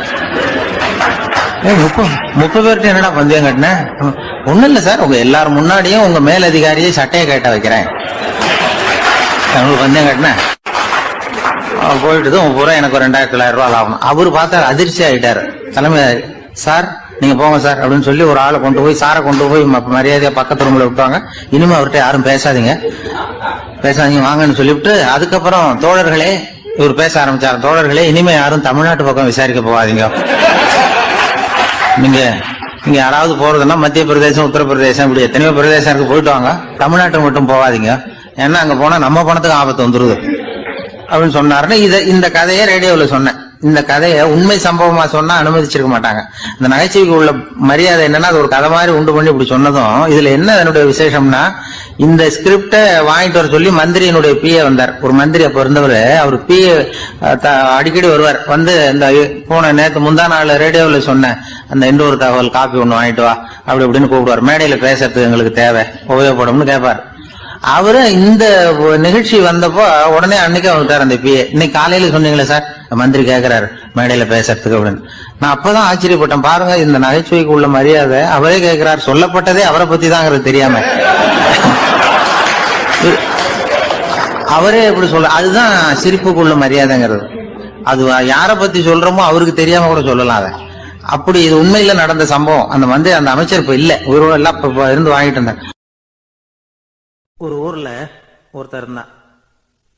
ஏதோ ஒரு சின்ன அலுவலகத்துல வேலை பார்த்துக்கிட்டு இருந்தான். ரொம்ப ஏழை. வர்ற கொஞ்சம் வருமானத்தை வச்சு வாழ்க்கையை ஓட்டிக்கிட்டு இருந்தான்.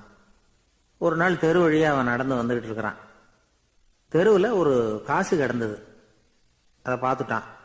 அது குனிஞ்சு எடுத்தான். அது ஒரு பழங்கால காசு. அந்த காசு நடுவில் ஒரு துளை இருந்தது. அதாவது துளையிட்ட நாணயம். பழங்காலத்தில் புழக்கத்தில் இருந்த ஒரு நாணயம் அது. துளையிட்ட நாணயம் கிடைச்சதுன்னா ரொம்ப நல்லது, அது அதிர்ஷ்டம் அப்படின்னு ஒரு நம்பிக்கை உண்டு. இவன் கையில் அது கிடைச்சதும் ரொம்ப சந்தோஷப்பட்டான்.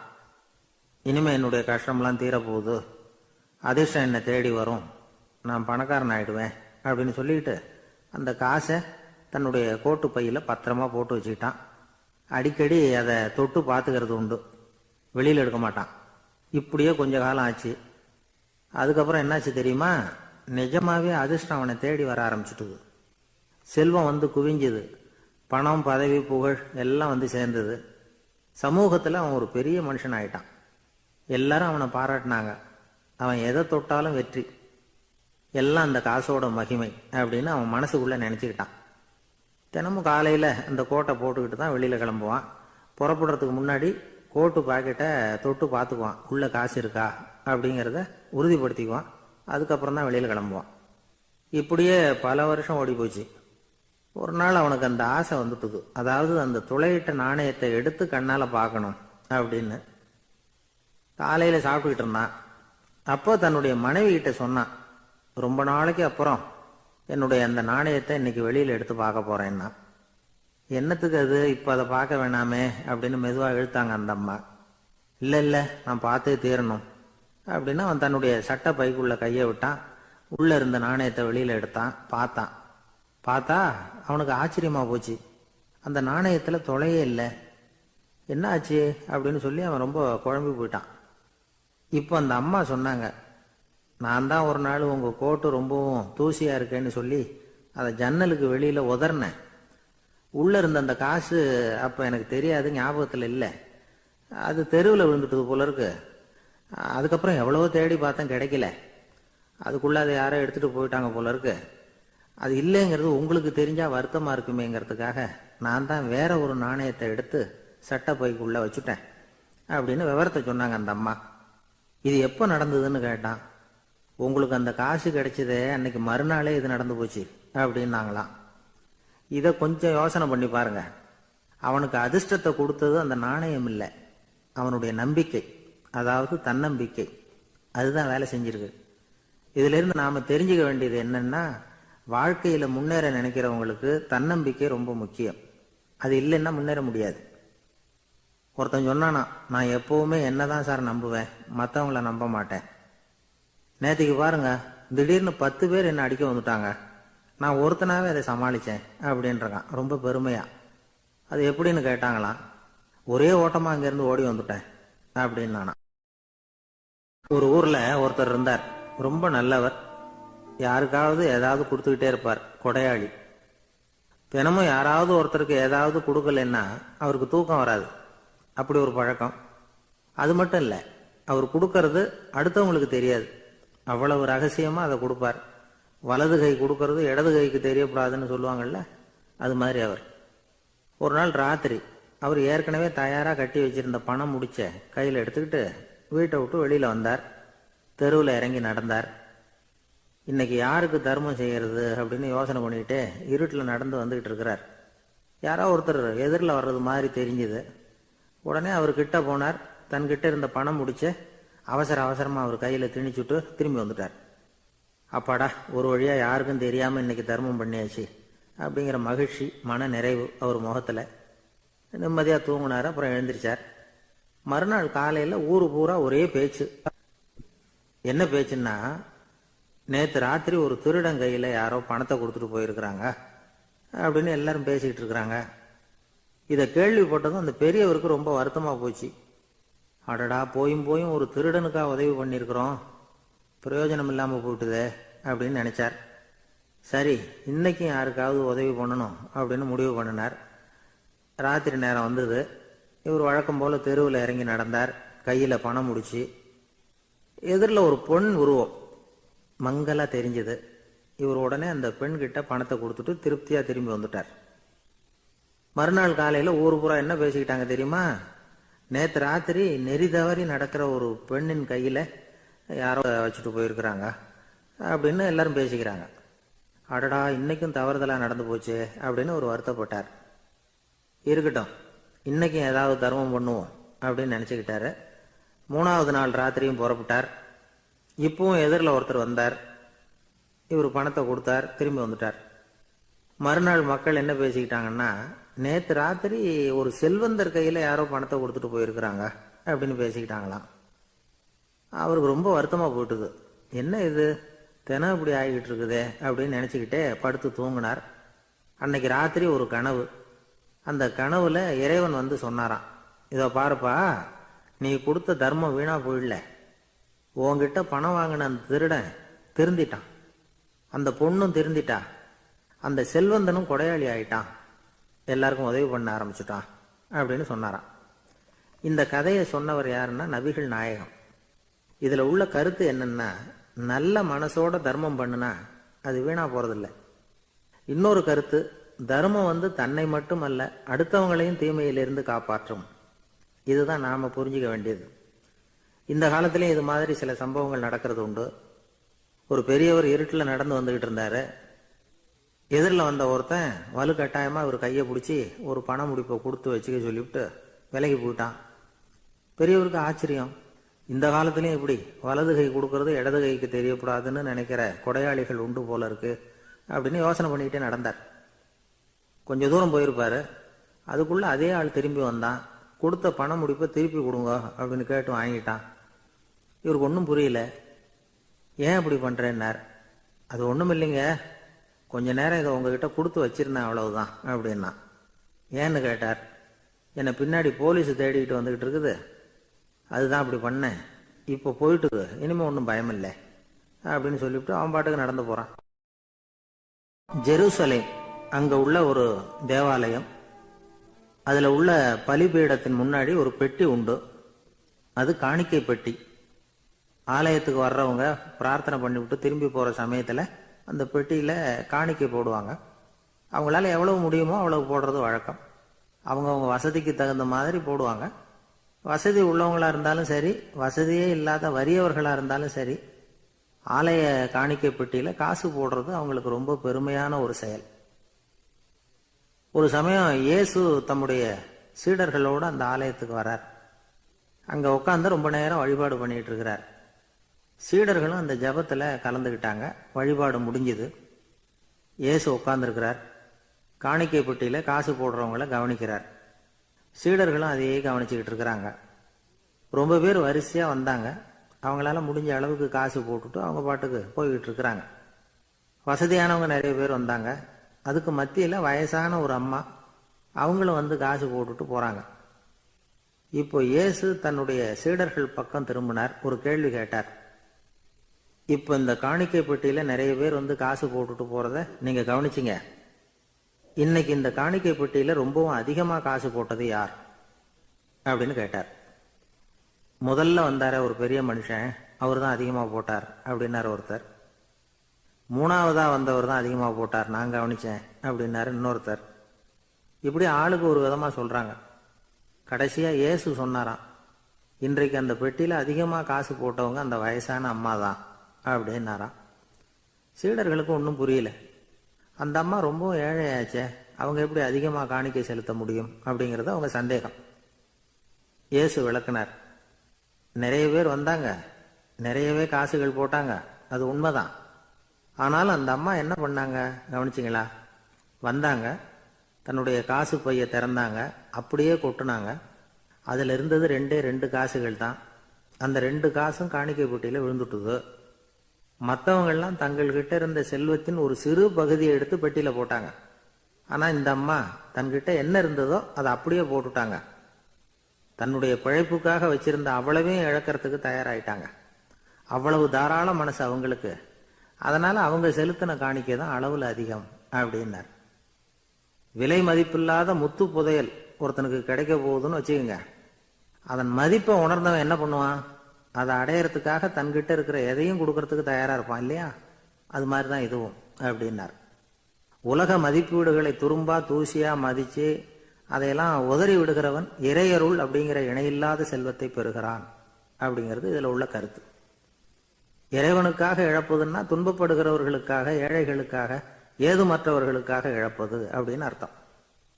உங்கள் அயலானுக்கு நீங்கள் என்ன உதவி செய்தாலும் அதை எனக்கே செய்கிறீர்கள் அப்படின்னு இயேசு சொல்லியிருக்கிறார். அடுத்தவங்களுக்கு உதவணுங்கிற குணம் இன்னைக்கு ரொம்ப குறைஞ்சு போச்சு. ஒருத்தன் வாழைப்பழத்தோல் வழுக்கி கீழே விழுந்துட்டான். பக்கத்துல இருந்த நண்பன் உடனே அவனை தூக்கிக்கிட்டு போய் ஆஸ்பத்திரியில சேர்த்துட்டான். அதுக்கப்புறம் சொன்னான், நீ அந்த வாழைப்பழத்தோல்ல காலை வைக்க போறத முன்னாடியே நான் கவனிச்சுட்டேன் அப்படின்னானா. அப்படின்னா அப்பவே நீ எனக்கு உதவி செஞ்சிருக்கலாமே அப்படின்னானா அவன். நான் டாக்டருக்கு உதவலாம்னு நினைச்சுட்டேன் அப்படின்னா இவன். ஒரு ஊர்ல ஒரு மன்னர் இருந்தார். ஒரு நாள் அவருடைய அரசவைக்கு ஒரு ஓவியன் வந்தான். அவன் சீனா தேசத்திலிருந்து வந்தவன், தாவோ சிந்தனையாளன். அவன் அங்க வந்து மன்னர் முன்னாடி நிக்கிறான். யாரும் செய்ய முடியாத ஒரு காரியத்தை என்னால செய்ய முடியும்னா. இவன் இப்படி சொன்னதை கேட்டதும் ஏற்கனவே அங்க இருந்த அரசவை ஓவியன் ஒருத்தனுக்கு கோபம் வந்துட்டுது. இதோ பாரு, இப்படி எல்லாம் பேசக்கூடாது, நான் வேணும்னா உன்னுடைய சவாலை ஏத்துக்கிறேன் அப்படின்னா. நாம 2 பேரும் ஓவியம் தீட்டுவோம், அதை பார்த்துட்டு நம்ம 2 பேர்ல யாரு சிறந்த ஓவியன் அப்படிங்கிறத மன்னரே தீர்மானம் செய்யட்டும், என்ன சொல்ற அப்படின்னு கேட்டான் அவன். அவனும் சரின்னு ஒத்துக்கிட்டான். போட்டி ஆரம்பமாச்சு. அரசர் அவங்களுக்கு 2 சுவர்களை ஒதுக்கி கொடுத்தார். 6 மாச காலம் அவகாசம் கொடுத்தார். 2 ஓவியர்களும் அவங்கவங்க வேலையை ஆரம்பிச்சாங்க. இரவு பகலா வேலை செய்ய ஆரம்பிச்சுட்டாங்க. 6 மாசம் முடிஞ்சது. அரசர் வந்து பார்த்தார். முதல்ல தன்னுடைய அரசவை ஓவியர் தீட்டி இருந்த ஓவியத்தை பார்த்தார். ரொம்ப பிரமாதமா இருந்தது, பாராட்டினார். இதோ பாரு, உன்னுடைய ஓவியம் அற்புதமா இருக்கு, உயிரோட்டம் உள்ளதா இருக்குது, கலையின் உச்சமே இதுதான், இதை விட சிறந்த ஒரு ஓவியத்தை வேற யாராலையும் படைக்க முடியாது அப்படின்னார். அதுக்கப்புறம் அந்த சீன ஓவியன் கிட்ட போனார். எங்க உன்னுடைய ஓவியம்னு கேட்டார். திரைச்சீலையை விலக்கி விட்டு பாருங்கன்னா மன்னர் வந்து அந்த திரைச்சீலையை விளக்குனார். உள்ள வந்து ஓவியம் இருக்க வேண்டிய இடம் கண்ணாடி மாதிரி தெரிஞ்சுது. அவன் அந்த 6 மாச காலமா அந்த சுவரை வந்து தேய்ச்சி தேய்ச்சி கண்ணாடி மாதிரி ஆக்கி வச்சிருக்கிறான். அதுக்கு நேரா எதிர் சுவரில் அரசவை ஓவியம் தீட்டின ஓவியம் இருக்கு. அது எதிரில் இருந்த இந்த கண்ணாடியில பட்டு பிரதிபலிக்குது. மன்னர் யோசனை பண்ண ஆரம்பிச்சார். அப்புறம் அந்த சீன ஓவியனை பார்த்து கேட்டார், இதோ பாரு, நீ என்னுடைய ஆளை வந்து தோற்கடிச்சுட்ட அப்படிங்கறதுல சந்தேகம் இல்லை, ஆனாலும் எங்களை ஏமாத்தி இருக்கிற, எந்த ஓவியமும் நீ வரையலையே அப்படின்னார். அரசே, இதுதான் உண்மையான ஓவியம், உயிருள்ள ஓவியம். இது வந்து மனோபாவங்களை பிரதிபலிக்கும், மாறுகின்ற காலங்களை அப்படியே காட்டும் அப்படின்னா அந்த சீன ஓவியன். கையால வரைகிற ஓவியங்கள்ல சலனம் இல்லை, கண்ணாடி அப்படி கிடையாது, சக்தியின் ஓட்டம் அதுல எப்பவும் இருந்துகிட்டே இருக்கும், கண்ணாடி மட்டுமே ஜீவனுள்ள ஓவியமா இருக்க முடியுங்கிறத அந்த சீன ஓவியன் தெரிஞ்சு வச்சிருந்தான். ஏன்னா அவன் ஒரு தாவோ சிந்தனையாளன். ஒவ்வொரு குழந்தையும் இந்த கண்ணாடியோட தான் பிறக்குது. ஆனா நாம என்ன செய்யறோம்னா ஓவியங்களை கண்ணாடி மீது பதிப்பிச்சு விடுறோம். கண்ணாடி நம்மளை பிரதிபலிக்குது. நம்முடைய அழகோ அவலட்சணமோ கண்ணாடியை பாதிக்கிறது இல்லை. ஏன்னா அதுக்கு மனம் கிடையாது. கடந்து போன வினாடியை பத்தி அது சிந்திக்கிறது இல்லை.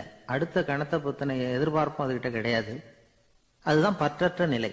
மனிதனுக்கு தேவைப்படுறது அதுதான். கண்ணாடி கிட்ட இருந்து நாம வந்து கற்றுக்கொள்ள வேண்டிய பாடம் இது. வாழ்க்கையில வந்து மனிதர்களை நேசிக்கலாம், உலகின் அழகையெல்லாம் பிரதிபலிக்கலாம், ஆனா எதையும் பற்றி கொண்டு விடக்கூடாது அப்படிங்கிறது பெரியவர்கள் அறிவுரை. துயரம்ங்கிறது பற்றுக்களின் சாயை. கண்ணாடி முன்னாடி நிக்கிறப்போவெல்லாம் நமக்கு இந்த ஞாபகம் வரணுமா. ஒரு குடும்ப தலைவர் ஒரு நாள் காலையில விடிஞ்சு எழுந்திரிச்சதும் சத்தம் போட்டார். யார் இந்த கருங்குரங்கு படத்தை என் ரூம்ல கொண்டாந்து மாட்டி வச்சது அப்படின்னு கத்தினார். சமையல் கட்டில இருந்து மனைவி பதில் சொன்னாங்க, தூக்க கலக்கத்துல உளராதுங்க, நல்லா பாருங்க, அது படம் கிடையாது, முகம் பார்க்கிற கண்ணாடி அப்படின்னாங்க. துஷ்டரை கண்டால் தூர விலகு, இப்படி ஒரு பழமொழி உண்டு. எதுக்காக இப்படி சொல்லி வச்சாங்க? துஷ்டன் ஏதாவது தொந்தரவு கொடுப்பான், அதனால அவனை கண்டா பயந்துகிட்டு ஓடி ஒளிஞ்சுக்கோ அப்படின்னா இதுக்கு அர்த்தம் அப்படி இல்லை. ஒரு துஷ்டன் கிட்ட நெருங்கி போறோம்னு வச்சுக்கோங்க, அவன் நமக்கு கெடுதலான ஆலோசனைகள் எதையும் சொல்லலாம், அல்லது அவன் தீய உணர்வுகள் உள்ளவனா இருக்கலாம், அல்லது தீய செயல்கள் செய்யக்கூடியவனா இருக்கலாம், அல்லது தீய நட்புனால அவன் ஏற்கனவே கெட்டு போனவனா கூட இருக்கலாம். இப்படிப்பட்டவனை நெருங்கி போனா அவனோட பாதிப்பு நமக்கும் வந்துடும். அதனால விலகி போ அப்படின்னு சொல்றாங்க. இதையே கொஞ்சம் விவரமா இப்ப பாப்போமே. இப்ப இந்த துஷ்டர்களை வந்து 4 வகையா பிரிக்கிறாங்க. இந்த 4 வகைக்கும் உதாரணம் வேணும்னா வேற எங்கேயும் போக வேண்டியதில்லை, மகாபாரதத்தை பார்த்தாவே போதும். அதுல இந்த 4 வகையான தீயோரும் வர்றாங்க. முதல் வகைக்கு உதாரணம் சகுனி. இவன் மனசுல எப்பவும் தீய எண்ணங்கள் தான் நிறைஞ்சி இருக்கும். கனவுல கூட தீய ஆலோசனைகள். யாராவது ஒருத்தர் நல்லபடியா வாழ்ந்தா அதை இவனால சகிச்சுக்க முடியாது. இப்படிப்பட்டவனோட நெருங்கிய தொடர்பு துரியோதனனுக்கு கிடைச்சது. துரியோதனன் எப்படின்னா அவன் ஏற்கனவே தீய காரியங்கள் செய்யறதுக்கு தயங்காதவன். அப்படிப்பட்டவனுக்கு தீய போதனைகள் செய்யறதுக்கு சகுனி உதவுனான். இந்த 2 பேரோட சகவாசம் இன்னொருத்தனுக்கு கிடைச்சது. அவன் யாருன்னா துச்சாதனன். அவன் தீய நடத்தை உள்ளவன். இந்த 3 பேரும் ஒண்ணு சேர்ந்தா என்னத்துக்கு ஆகும்? உலகமே கெட்டு போடும்ல. இந்த 3 துஷ்டர்களோட நல்லவன் ஒருத்தன் வந்து சேர்ந்தான். அவன் தான் கர்ணன்.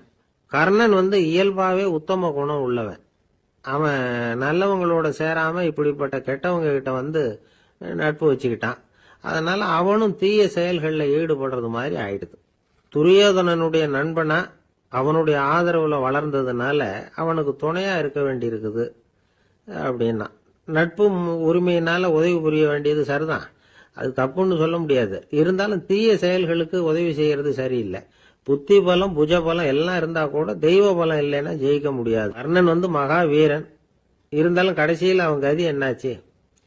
அவங்ககிட்ட எல்லா நல்ல குணங்களும் இருந்தது, இருந்தாலும் ஏன் இப்படி ஆச்சு? தீயவர்களுடைய சேர்க்கை தான் காரணம். அவங்களோட சேர்ந்ததுனால இவனையும் அப்படியே நினைக்க ஆரம்பிச்சுட்டாங்கல்ல. 4 வகை துஷ்டர்கள்ல இவனும் ஒரு வகை அப்படின்னு சொல்ல ஆரம்பிச்சிட்டாங்க. அதாவது தீய ஆலோசனைக்கு சகுனி, தீய உணர்வுகளுக்கு துரியோதனன், தீய செய்கைக்கு துச்சாதனன், தீய நட்புக்கு கர்ணன். இப்படி உதாரணமாயிட்டான். அதனாலதான் துஷ்டரை கண்டால் தூர விலகு அப்படின்னு சொன்னாங்க. அது புராண காலம். இப்பெல்லாம் நிலைமை கொஞ்சம் வேற விதமா இருக்குது. அன்னைக்கு ஒரு நாள் அப்படிதான் ஒரு காட்டு பாதையில யாரோ ஒருத்தர் அடிபட்டு கிடந்தார். யாரோ ஒரு துஷ்டன் அவனை அடிச்சு போட்டுட்டு போயிட்டான் போல இருக்கு. அந்த வழியா போன ஒருத்தர் பரிதாபப்பட்டு அவனை போய் தூக்குனார், ஆறுதல் சொன்னார். இத பாருங்க, இந்த வழியா எப்பவும் தனியா வரக்கூடாது. ஏன்னா இங்க ஒரு ரவுடி இருந்துகிட்டு வர்றவங்க போறவங்களெல்லாம் வழிப்பறி பண்ணிட்டு இருக்கிறதா கேள்விப்பட்டிருக்கிறேன் அப்படின்னாராம். இனிமே அப்படி கேள்விப்பட மாட்டீங்க அப்படின்னு அந்த ஆளு. ஏன்னு கேட்டிருக்காரு இவர். அவன் சொல்லியிருக்கான், நான் தான் சார் அந்த ரவுடி, இந்த வழியா போனவங்க கிட்ட தகராறு பண்ணேன், அவங்க தான் என்ன இப்படி அடிச்சு போட்டு என்கிட்ட இருந்த பணத்தை எல்லாம் புடுங்கிட்டு போட்டாங்க சார், காலம் ரொம்ப கெட்டு போச்சு அப்படின்னு ரொம்ப பரிதா. ஒரு சராசரி மனிதனுடைய இயல்பு என்ன? இன்பம் வந்தா துள்ளி குதிப்பான், துன்பம் வந்தா சோர்ந்து போய் ஒரு மூலையில உட்காந்துருவான். இவன் தான் சராசரி மனிதன். ஆனா ஒருத்தன் இன்பம் வந்தா அதுக்காக மகிழ்ச்சி அடையறது இல்ல, துன்பம் வந்தா அதுக்காக சோர்ந்து போறது இல்ல அப்படின்னு வச்சுக்கோங்க. அப்படி இருந்தா அவன் சாதாரண ஆள் கிடையாது. ஒரு ஊர்ல ஒரு ஞானி இருந்தார். அவரை தேடிட்டு ஒரு பெரியவர் வந்தார். ஐயா, ஞானத்துல சிறந்த ஞானம் எது அப்படின்னு கேட்டாராம். இதுக்கு அந்த ஞானி என்ன பதில் சொன்னார் தெரியுமா? இன்பத்தினால மகிழ்ச்சி அடையாமலும் துன்பத்தினால சோர்வு அடையாமலும் இருக்கிறது தான் அந்த ஞானம், பெரிய ஞானம் அப்படின்னாராம். சரி சுவாமி, அப்படிப்பட்ட ஞானம் உங்களுக்கு எப்படி வந்ததுன்னு கேட்டிருக்காரு இவரு. அதை நான் ஒரு கழுதைகிட்ட இருந்து கத்துக்கிட்டேன் அப்படின்னாராம் அவரு. இவருக்கு ஒன்றும் புரியல, ஒரு மாதிரியா முழிச்சிருக்கிறார். இதை அவர் புரிஞ்சுக்கிட்டார். நீங்க நாளைக்கு காலையில நம்முடைய ஆசிரமத்துக்கு வாங்க, புரிய வைக்கிறேன்னாராம். சரின்னு அவர் போயிட்டார். மறுநாள் காலையில ஆசிரமத்துக்கு சேர்ந்தார். ஞானி அவரை கூப்பிட்டு உட்கார வச்சார். வாங்க இப்படி உட்காருங்க, கொஞ்ச நேரத்துல இந்த வழியா ஒரு கழுதை போகும், அதை கவனிச்சு பாருங்கன்னாராம். இவருக்கு இன்னமும் ஒன்றும் புரியாம போச்சு, ஒரே குழப்பம். இருந்தாலும் அந்த ஞானி சொன்னது மாதிரியே உட்கார்ந்துருக்கிறார். கொஞ்ச நேரத்துல அந்த வழியா ஒரு கழுதை போச்சு. அது முதுக நிறைய அழுக்கு மூட்டைகள், அதை சுமந்துக்கிட்டு போகுது. ஒரு செலவு தொழிலாளி அதை ஓட்டிட்டு போறார். கொஞ்சம் தூரத்துல ஒரு ஆறு இருக்கு, அங்க போய் துணியெல்லாம் சுத்தப்படுத்திக்கிட்டு சாயந்தரமா திரும்பி இந்த வழியாவே வருவாங்க. ஞானி சொன்னது மாதிரியே இந்த பெரியவர் அழுக்கு மூட்டையை சுமந்துக்கிட்டு போற அந்த கழுதையை கவனிச்சார். கழுதை போயிட்டுது. அதுக்கப்புறம் ஞானியை திரும்பி பார்த்தார். இப்ப அந்த ஞானி சொன்னார், சாயந்தரம் வரைக்கும் நீங்க இங்கேயே இருக்கணும்னார். அதே மாதிரி இவர் இருந்தார். சாயந்தரமா அந்த ஞானி சொன்னார், ஐயா, இப்ப கொஞ்ச நேரத்துல அந்த கழுதை இந்த வழியா திரும்பி வரும், அதையும் கவனிச்சு பாருங்கன்னார். இவரும் கவனிச்சு பாக்குறார். கழுதை வந்தது. அது முதுகுல சலவை செய்யப்பட்ட துணி மூட்டை, அது பாட்டுக்கு சுமந்துக்கிட்டு போய்கிட்டு இருக்குது. பெரியவருக்கு ஒன்றும் புரியல, பொறுமை இழந்துட்டார். சரி சுவாமி, இந்த கழுதைக்கும் உங்க ஞானத்துக்கும் என்ன சம்பந்தம் அப்படின்னார். இப்ப அந்த ஞானி விளக்கினார். ஐயா, இந்த கழுதை இதே மாதிரி தினமும் காலையில அழுக்கு மூட்டைகளை சுமந்துக்கிட்டு ஆத்துக்கு போகுது, மாலையில வெண்மையான சுத்தமான துணிகளை சுமந்துக்கிட்டு திரும்பி ஊருக்கு போகுது. காலையில இது போகும் பொழுது முதுகல அழுக்கு மூட்டைகளை சுமந்துக்கிட்டு போறோமேங்கிற வருத்தமும் அதுக்கு கிடையாது. சாயந்தரம் திரும்பி வரும்பொழுது சுத்தமான துணிகளை சுமந்துக்கிட்டு வர்றோமேங்கிற மகிழ்ச்சியும் அதுக்கு இல்லை. இத பார்த்துதான் நானும் அது மாதிரி ஞானத்தை கத்துக்கிட்டேன் அப்படின்னாராம். அதனால யாரு கத்து கொடுக்கறாங்க அப்படிங்கறத விட எதை கத்துக்கிறோம் அப்படிங்கறது தான் முக்கியம். ஒரு சினிமா பாக்குறோம், ஒரு அருவி கொட்டுறது மாதிரி காட்சி வருது, தண்ணீர் வழியுது. படம் முடிஞ்சதும் பாத்தீங்கன்னா அந்த திரை என்ன நனைஞ்சு போயா இருக்கும். ஒரு தீப்பிடிச்சு எரியிற காட்சியை சினிமாவில் பாக்குறீங்க, காட்சி முடிஞ்சதும் அந்த வெண் திரையே கருகி போயா இருக்கும். படத்துல வர்ற தண்ணீரும் நெருப்பும் அந்த திரையை பாதிக்கிறது இல்ல. நாம அந்த திரை மாதிரி இருக்கிறதுக்கு கத்துக்கணுமா. அந்த பக்குவம் வந்துட்டுதுன்னா இன்பமும் துன்பமும் நம்ம எதுவும் செய்யாது. ஒரு சினிமாவை பாக்குற வரைக்கும் சிரிக்கலாம், அழலாம். பார்த்துட்டு வெளியில வரும்பொழுது அழுதுகிட்டே வரக்கூடாது.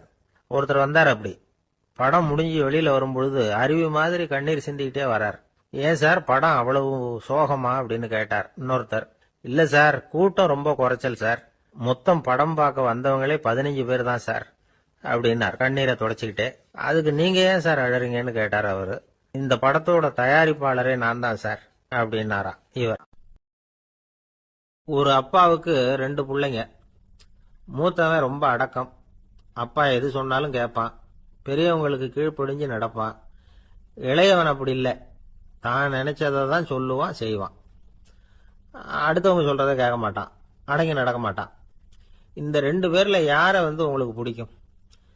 பெரியவனை தான் பிடிக்கும், ஏன்னா அவன் தான் சொல்ற பேச்சை கேட்கறவன் அப்படின்னு சொல்லுவீங்க. ஆனா ஒரு ஞானி என்ன சொல்றாரு தெரியுமா?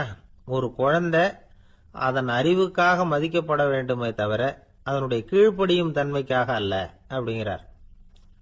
நம்ம குழந்தைகளை சுயமா சிந்திக்கிறதுக்கு நாம விடுறதில்ல, மற்றவங்களை பார்த்து காப்பி அடிக்கிறதுக்கு தான் நாம அவங்களுக்கு கற்றுக் கொடுக்குறோம். புகழ்பெற்ற மனிதர்கள் சிலருடைய பேரை சொல்லி நீயும் அவர் மாதிரி ஆகணும், இவர் மாதிரி ஆகணும் அப்படின்னு சொல்லிட்டே இருக்கிறோம். குழந்தைகள் தங்களுடைய தனித்தன்மையை வளர்த்துக்கிறதுக்கு நாம தடையா இருக்கிறோம். ஒரு குழந்தைகிட்ட அனாவசியமா நம்பிக்கையை வளர்த்துடக்கூடாது, எந்த கோட்பாட்டையும் திணிக்கக்கூடாது. நாம ஏற்கனவே அர்த்தமில்லாத கருத்துக்களையும் கொள்கைகளையும் மனசுல போட்டு நிரப்பி வச்சிருக்கிறோம்.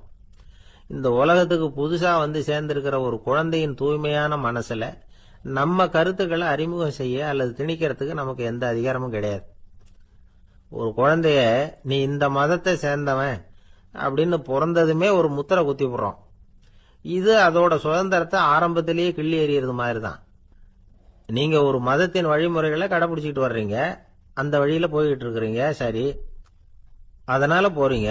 அதுக்காக உங்க குழந்தையையும் அதே வழியில தான் வரணும் அப்படின்னு கட்டாயப்படுத்துறதுக்கு உங்களுக்கு என்ன உரிமை இருக்குது?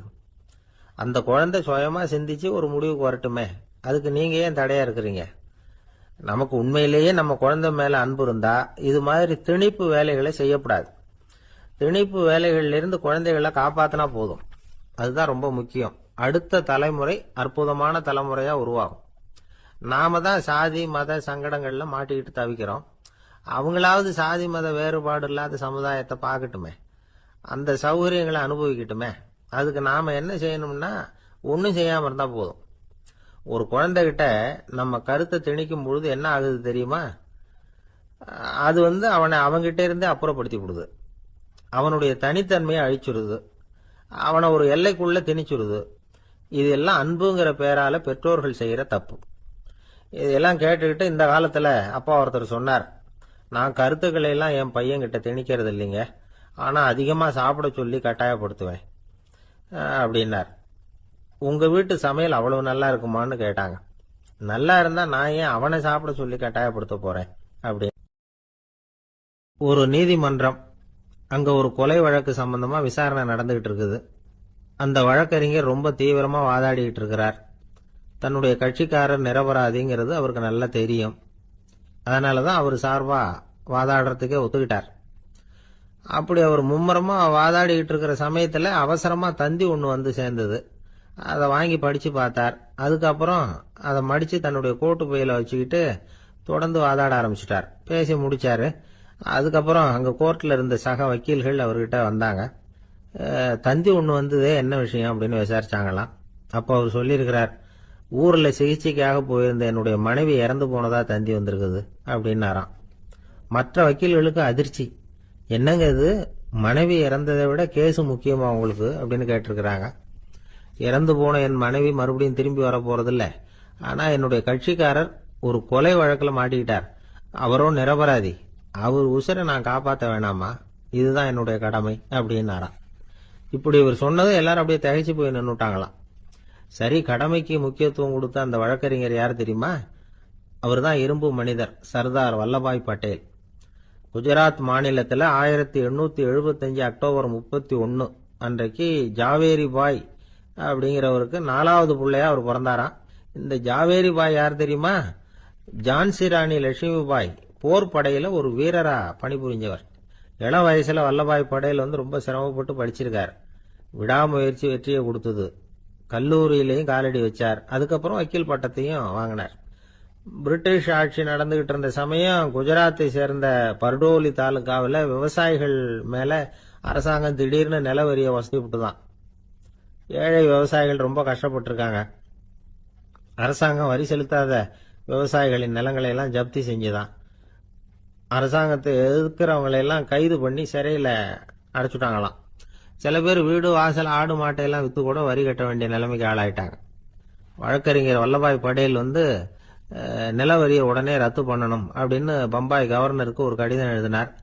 எந்த பலனும் இல்லை. உடனே எல்லா விவசாயிகளையும் அணி திரட்டினார். அதுக்கு தானே தலைமை தாங்கினார். சத்தியாகிரகம் நடத்தினார். அந்த பகுதியில் எந்த வேலையும் நடக்கல. வேற வழி இல்லை. ஆட்சியாளர்கள் உடனே வரியை ரத்து பண்ணாங்க. சிறையில் இருந்தவங்களெல்லாம் வெளில விட்டாங்க. 1928 ஆகஸ்ட் 6 சர்க்காருக்கும் விவசாயிகளுக்கும் இடையில ஒரு உடன்பாடு ஏற்பட்டது. அதுக்கப்புறம் தான் நிலைமை சரியா போச்சான். வல்லபாய் படேலின் பொது சேவையை பாராட்டின பொதுமக்கள் அவருக்கு சர்தார் அப்படிங்கிற பட்டத்தை கொடுத்தாங்களாம். சர்தார்னா தலைவர் அல்லது தளபதினு அர்த்தம். இரும்பு மனிதர்னு இவருக்கு பேரு. இருந்தாலும் நகைச்சுவை உணர்வும் இவருக்கு நிறைய உண்டு. ஒரு தடவை ஒரு பத்திரிகை நிருபர் வந்திருக்கார். சர்தார் பட்டேல் கிட்ட அவருக்கு பிடிச்ச பண்பாடு கலாச்சாரம் எது அப்படின்னு கேட்கணும்னு ஆசை. அதனால அவரை பார்த்து கேட்டாராம், ஏங்க உங்களுக்கு பிடிச்ச கல்ச்சர் எது அப்படின்னு கேட்டிருக்கார். இதுக்கு சர்தார் பட்டேல் சொன்ன பதில் என்ன தெரியுமா? எனக்கு பிடிச்ச கல்ச்சர் அக்ரிகல்ச்சர் அப்படின்னு. ஒருத்தர் குதிரை ரேஸுக்கு போனார். பணம் கட்டினார், தோத்து போயிட்டார். மறுபடியும் போனார், பணம் கட்டினார், தோத்து போனார். அடுத்த தடவையும் பணம் கட்ட போனப்போ அவரை தடுத்து கேட்டோம், ஏன் சார் ஏற்கனவே விட்டது போதாதா, இன்னமும் இருக்கிறத விடணுமா அப்படின்னு கேட்டோம். விட்டதையெல்லாம் மொத்தமா எடுக்க வேணாமா சார், அதுக்காக தான் தொடர்ந்து பணம் கட்டுறேன்னாரு அவரு. இவரை திருத்துறது ரொம்ப கஷ்டம். இது ஒரு மனநோய். மனநோய்கள்ல பல வகை உண்டு. மனநோய்கள் பிரிவு அட்டவணையில சூதாட்டம்ங்கிறது அவதி வரும் நோய் அப்படிங்கிற தலைப்புல வருது. சூதாட்டம் 2 வகைப்படும்னு சொல்றாங்க உளவியல் நிபுணர்கள். ஒரு வகை எப்படின்னா, நண்பர்களோட சேர்ந்துகிட்டு மகிழ்ச்சியும் கிளர்ச்சியும் அடையறதுக்காக ஈடுபடுறது. பிரச்சனைகளை தீர்க்கறதுல ஒரு ஆர்வம். கேளிக்கைக்காக கொஞ்சம் விட்டு பிடிக்கிறது அப்படிங்கிற மனுஷனுடைய அடி மனசுல உள்ள விபரீத பிணைய சுபாவம், இதெல்லாம் அதுக்கு காரணம். இன்னொரு வகை எப்படின்னா, சூதாட்டத்துல ஈடுபட்டு ஒரு கட்டாய நிலைமைக்கு ஆளாயிடுறது. ஈடுபடு அப்படின்னு மனசு ஒரு வெறித்தன்மையை தூண்டிக்கிட்டே இருக்கும். இப்படிப்பட்டவங்களுக்கு நாம தோத்துக்கிட்டு இருக்கோம்ங்கிறது தெரியும். நாம ஜெயிக்கிறதுக்கான சந்தர்ப்பம் இல்லைங்கிறதும் தெரியும். இதனால நமக்கும் கஷ்டம், நம்ம சுத்தி இருக்கிறவங்களுக்கும் கஷ்டங்கிறதும் புரியும். அப்படி இருந்தும் சூதாடுவாங்க. இதுக்கு காரணம் சூதாடியின் பகற்கனவு அப்படிங்கிறாங்க நிபுணர்கள். இந்த நிலைமைக்கு கட்டாய சூதாட்டம் அல்லது நிர்பந்த சூதாட்டம் அப்படின்னு பேர் வச்சிருக்கிறாங்க. இப்படிப்பட்ட ஆசாமி இருக்கிறது பூரா விட்டுருவான், கடன் வாங்குவான், திருடுவான். இருந்தாலும் என்னைக்காவது ஒரு நாள் ஜெயிச்சிருவேன் அப்படின்னு சொல்லிக்கிட்டே இருப்பான். விட்டதை எடுத்துருவேங்கிற ஒரு நம்பிக்கை சுடர் அவனுக்குள்ள எரிஞ்சுக்கிட்டே இருக்கும். இவனை மனநோயாளி அப்படின்னு சொல்லிட முடியாதான். என்ன காரணம்னா, இது மாதிரி ஆளுங்க கிட்ட மன போராட்டமோ கவலையோ பதட்டமோ இருக்கிறது இல்ல. சில விசேஷமான குணங்கள் இவங்க கிட்ட உண்டு. எதிர்ப்பு உணர்ச்சி, சிறுபிள்ளைத்தனம், சட்ட திட்டங்களையும் சம்பிரதாயங்களையும் உட தெரியாத மனப்போக்கு, பொறுப்பில்லாத தன்மை, நெறிதவறி நடக்கிறது எல்லாம் இவங்க கிட்ட உண்டு. ஆனா வெளிப்பார்வைக்கு ரொம்ப சிநேகமா இருப்பாங்க, அன்பா இருப்பாங்க. அப்படி இருக்கிறதாக காட்டிக்குவாங்க. ஆதாயம், சுயலாபம் இதெல்லாம் கருதி தான் பழகுவாங்க. இவங்க கேட்கறப்ப நாம பணம் கொடுக்கலன்னு வச்சுக்கோங்க, நம்மளை கை விட்டுருவாங்க. நம்ம மேல அபாண்டமா பழி சுமத்துறது கூட தயங்க மாட்டாங்க. தங்களுடைய சூதாட்ட நடவடிக்கைகளுக்கு சாதகமான காரணங்களை சொல்லிட்டு இருப்பாங்க. நீ வேணும்னா பாரு, ஒரே நாள்ல நான் இழந்ததையெல்லாம் மீட்டு லட்சாதிபதி ஆறனா இல்லையா பாரு அப்படிம்பாங்க. தோத்து போறத ஒரு படிப்பினையா இவங்க எடுத்துக்கிறதே இல்லை. தோத்து போறதுலேயே இவங்களுக்கு ஒரு அலாதியான சுகம். தனக்குத்தானே துன்பத்தை வரவழைச்சுக்கிட்டு இன்பம் அடையறதுக்கு தன்வதை சுகம் அப்படின்னு பேர். இவங்கெல்லாம் அந்த ரகம். சில பேர் எப்படி தெரியுமா, மந்திர எண்ணங்களை வரவழைச்சிக்கிறது, சூதாடுறதுக்காக ஆபீஸ்ல கையாடல் பண்றது, அடுத்தவங்க கிட்ட இருந்து திருடுறது. இந்த மந்திர எண்ணம் தீவிரமாச்சுன்னா ஒரு மாதிரியா பேச ஆரம்பிச்சிருவாங்க. தோல்விதான் சார் வெற்றிக்கு முதல் படியும்பாங்க. தன்னால பகடக்காய்களையும் குதிரை ஓட்டிகளையும், அதாவது இந்த ஜாக்கிகள், அதெல்லாம் கட்டுப்படுத்த முடியுங்கிற பித்து நிலைக்கு இவங்கெல்லாம் தள்ளப்பட்டுருவாங்க. சில சூதாடிகள் ஆராய்ச்சி பார்த்ததுல என்ன தெரிய வந்தது தெரியுமா, அவங்கெல்லாம் குழந்தை பருவத்துல அன்புக்காக ஏங்கினவங்களாம், புறக்கணிக்கப்பட்டவங்களாம், உதவிகளை பெற முடியாதவங்க, இப்படிலாம் இருந்திருக்கிறாங்க. இவங்க வளர வளர மற்றவங்க சௌகரியம் பற்றி அக்கறை இல்லாதவங்களா ஆயிடுறாங்க. அதிர்ஷ்ட தேவதை தன்னோட இருக்கிறாங்க அப்படிங்கிற அசையாத நம்பிக்கை இவங்களுக்கு. இவங்களை திருத்துறது ரொம்ப கஷ்டம். அதனால பந்தயம், சூதாட்டம் இது மாதிரியான விஷயங்களை விட்டு விலகியே இருக்கிறது தான் நமக்கு நல்லது. ஒரு ஆள் சொன்னான், என்னுடைய குதிரை வேகமா ஓடுறதுக்கு என்ன வழி அப்படின்னு கால்நடை மருத்துவர்கிட்ட யோசனை கேட்டேன். அவர் ஒரு பாட்டில் நிறைய மாத்திரைகளை கொடுத்து தினம் 2 மாத்திரை வீதமா கொடுக்க சொன்னார். முதல் நாள் 2 மாத்திரையை கொடுத்துட்டு அது மேலே ஏறி உட்கார்றதுக்கு போனேன். அவ்வளவுதான். அதுக்குள்ள அது அம்பு மாதிரி பாஞ்சு ஓடி போச்சு. நான் இன்னும் உட்காரவே இல்லை, அதுக்குள்ள பாஞ்சு ஓடி போச்சு அப்படின்னா. அடடா, அப்புறம் நீங்க என்ன பண்ணீங்க அப்படின்னு கேட்டாங்க. என்ன பண்றது, மீதி மாத்திரை பூராவே நான் முழுங்கி விட்டு அதுக்கப்புறம் துரத்தி பிடிச்சி அது மேலே ஏறி உட்கார்ந்தேன் அப்படின்னா அவன். ஒரு ஊர்ல ஒரு மன்னன் இருந்தான், கொடுங்கோல் மன்னன். நிறைய தொந்தரவு பண்ணிட்டு இருந்தான். அவன் ஒரு தடவை என்ன பண்ணான் தெரியுமா? ஒரு தப்பும் பண்ணாத ஒரு இளைஞனை பிடிச்சி ஜெயிலில் அடைச்சுட்டான். அந்த பையனோட சொந்தக்காரங்கள்லாம் ராஜா கிட்ட போனாங்க. அவன் ஒரு தவறும் பண்ணல, அவனை விடுதலை பண்ணுங்க அப்படின்னு கெஞ்சி கேட்டுக்கிட்டாங்க. மன்னன் யோசனை பண்ணான். அந்த இளைஞனை கூப்பிட்டுக்கிட்டு வர சொன்னான். அவனை கொண்டாந்து ராஜா முன்னாடி நிறுத்தினாங்க. இதை பாருப்பா, உன்னை நான் விடுதலை பண்ணுவேன், ஆனா ஒரு கண்டிஷன். அந்த நிபந்தனையை நீ நிறைவேற்றினா உனக்கு விடுதலை அப்படின்னா மன்னன். சரின்னு ஒத்துக்கிட்டான் பையன். மன்னன் கண்டிஷன் என்னங்கிறத சொன்னான். உங்ககிட்ட ஒரு செம்மறி ஆட்டை கொடுக்க போறேன். 1 மாசத்துக்கு அதுக்கு தேவையான தீனியையும் கொடுக்க போறேன். 1 மாசம் கழிச்சு அந்த ஆட்டை எடை போட்டு பார்ப்பேன். அந்த ஆட்டின் எடை கொஞ்சம் கூட கூடி இருக்கக்கூடாது. எடை கூடி இருந்தா உனக்கு விடுதலை கிடையாது. என்ன சொல்ற அப்படின்னா. பையனுக்கு ஒன்றும் புரியல, பயமா போயிட்டுது. குழம்பிக்கிட்டே நின்றுகிட்டு இருக்கிறான். சரி, ஒரு நாள் டைம் தரேன், நல்லா யோசனை பண்ணி பார்த்துட்டு நாளைக்கு உன் முடிவை சொல்லு அப்படின்னா மன்னன். பையன் கவலையோட வெளியில வந்தான். அங்க ஒரு பெரியவர் நின்றுகிட்டு இருந்தார். அவர்கிட்ட விஷயத்த சொன்னான். அந்த பெரியவர் இந்த பையனுக்கு காதோட காதா ஒரு வழியை சொல்லி கொடுத்தார். அதை கேட்டதும் பையன் மறுபடியும் மன்னன் முன்னாடி நின்னா. உங்க நிபந்தனையை ஏத்துக்கிறேன்னு சொன்னான். மன்னன் ஒரு ஆட்டுக்குட்டியையும் அதுக்கு 1 மாசத்துக்கு தேவைப்படுற தீவனத்தையும் கொடுக்கும்படியா உத்தரவு போட்டான். கொடுத்தாங்க, ஓடிட்டு போயிட்டான். 1 மாசம் தினமும் தவறாம அந்த தீவனத்தை ஆட்டுக்குட்டிக்கு போட்டுக்கிட்டு இருக்கிறான். 1 மாசம் கழிச்சு அந்த ஆட்டை அரண்மனைக்கு ஓட்டிட்டு போனான்.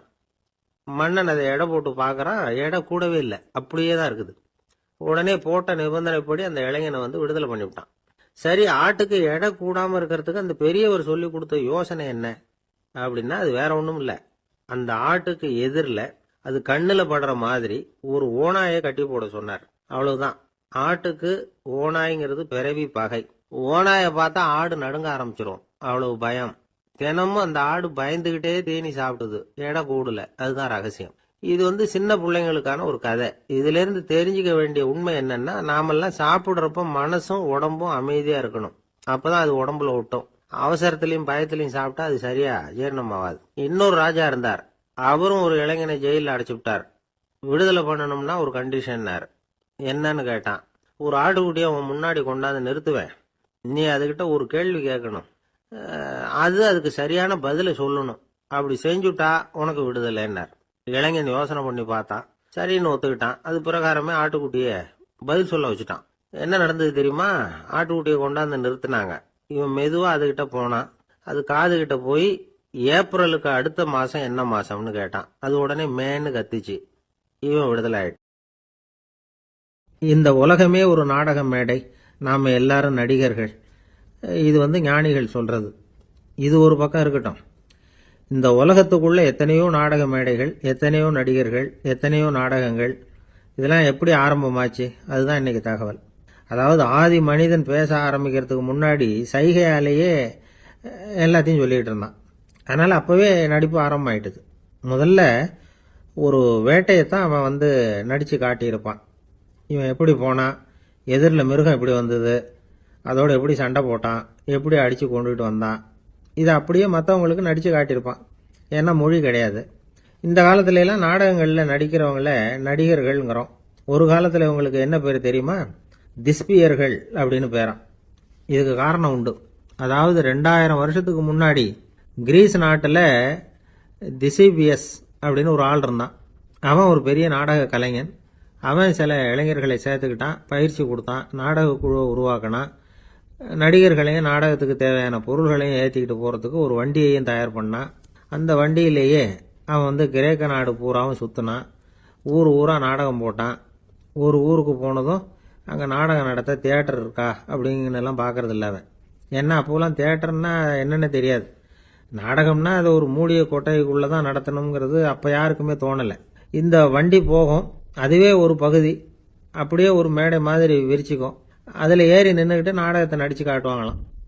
மக்கள்லாம் எதிரில் தரையில் உட்காந்து அதை பார்த்துக்கிட்டு இருக்கிறது. உலகத்தின் முதல் நடமாடும் தியேட்டர் இதுதானா.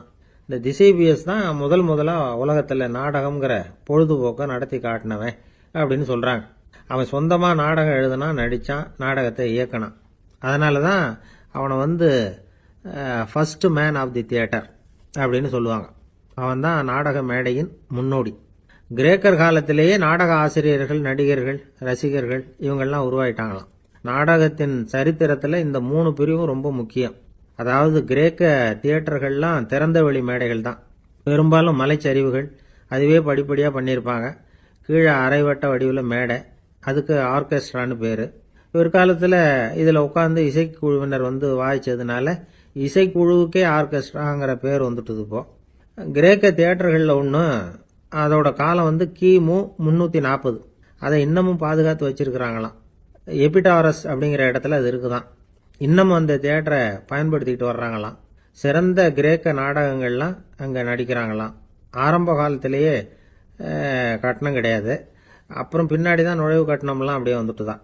நடிகர்கள் பளபளப்பான ஆடைகள் உடுத்தியிருப்பாங்களாம். இந்த குதிகால் உயர்ந்த காலணிகள் போட்டிருப்பாங்களாம். இதெல்லாம் பழைய குறிப்புகள். பலவிதமான உருவங்களில் மாஸ்க் அப்படின்னு சொல்லப்படுற முகமூடி. அதனால் ஒரே நடிகர் பல வேடங்களில் நடிக்கிறது உண்டான்.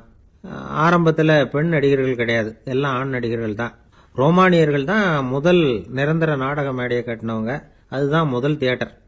கிமு 1048 காலகட்டத்தில் பாம்பிங்கிற நகரத்தில் அதை கட்டியிருக்கிறாங்களாம். கிரேக்க ரோமானிய தியேட்டர்களின் அடிப்படையிலேயே இந்த இத்தாலிய வடிவ அமைப்பாளர்கள் இந்த குதிரை லாட வடிவில் ஒரு ஆடிட்டோரியத்தை உருவாக்கினாங்களாம். இப்படி அதை பற்றி நிறைய தகவல் இருக்குது. 1576 லண்டனில் இந்த வின்ஸ்பர்ரி, அப்புறம் இந்த பில்ட்ஸில், அப்புறம் ஜேம்ஸ் இப்படிங்கிற ஒரு முயற்சியால் தான் இங்கிலாந்தில் முதல் தியேட்டர் உருவாச்சான். அப்படி ஒருத்தர் இருந்தாராம். உலக நாடக மேடையின் வரலாறு இதுதான். அதாவது இப்பெல்லாம் அறிவியல் வளர்ச்சி அதிகமாயிட்டுது. திரைப்படம், தொலைக்காட்சி எல்லாம் வந்தாச்சு. ஒவ்வொரு வீடுமே ஒரு குட்டி தியேட்டர் மாதிரி ஆயிட்டுது. தொலைக்காட்சி முன்னாடி உட்காந்து எழுந்திருக்கவே மனசு வர்றதில்லை. ஒரு அம்மா ஒரு மனோதத்துவ டாக்டரை தேடிட்டு வந்தாங்களாம் இந்த காலத்தில். டாக்டர், எங்கள் வீட்டுக்காரர் எப்போ பார்த்தாலும் டிவி முன்னாடி உட்காந்துக்கிட்டு அதையே வெறிச்சு பார்த்துக்கிட்டு இருக்கிறார், உத்து பார்த்துக்கிட்டு இருக்கார், எனக்கு சந்தேகமாக இருக்குன்னாங்களாம். இது மனக்கோளாறு இல்லைங்க, ஆர்வ கோளாறு.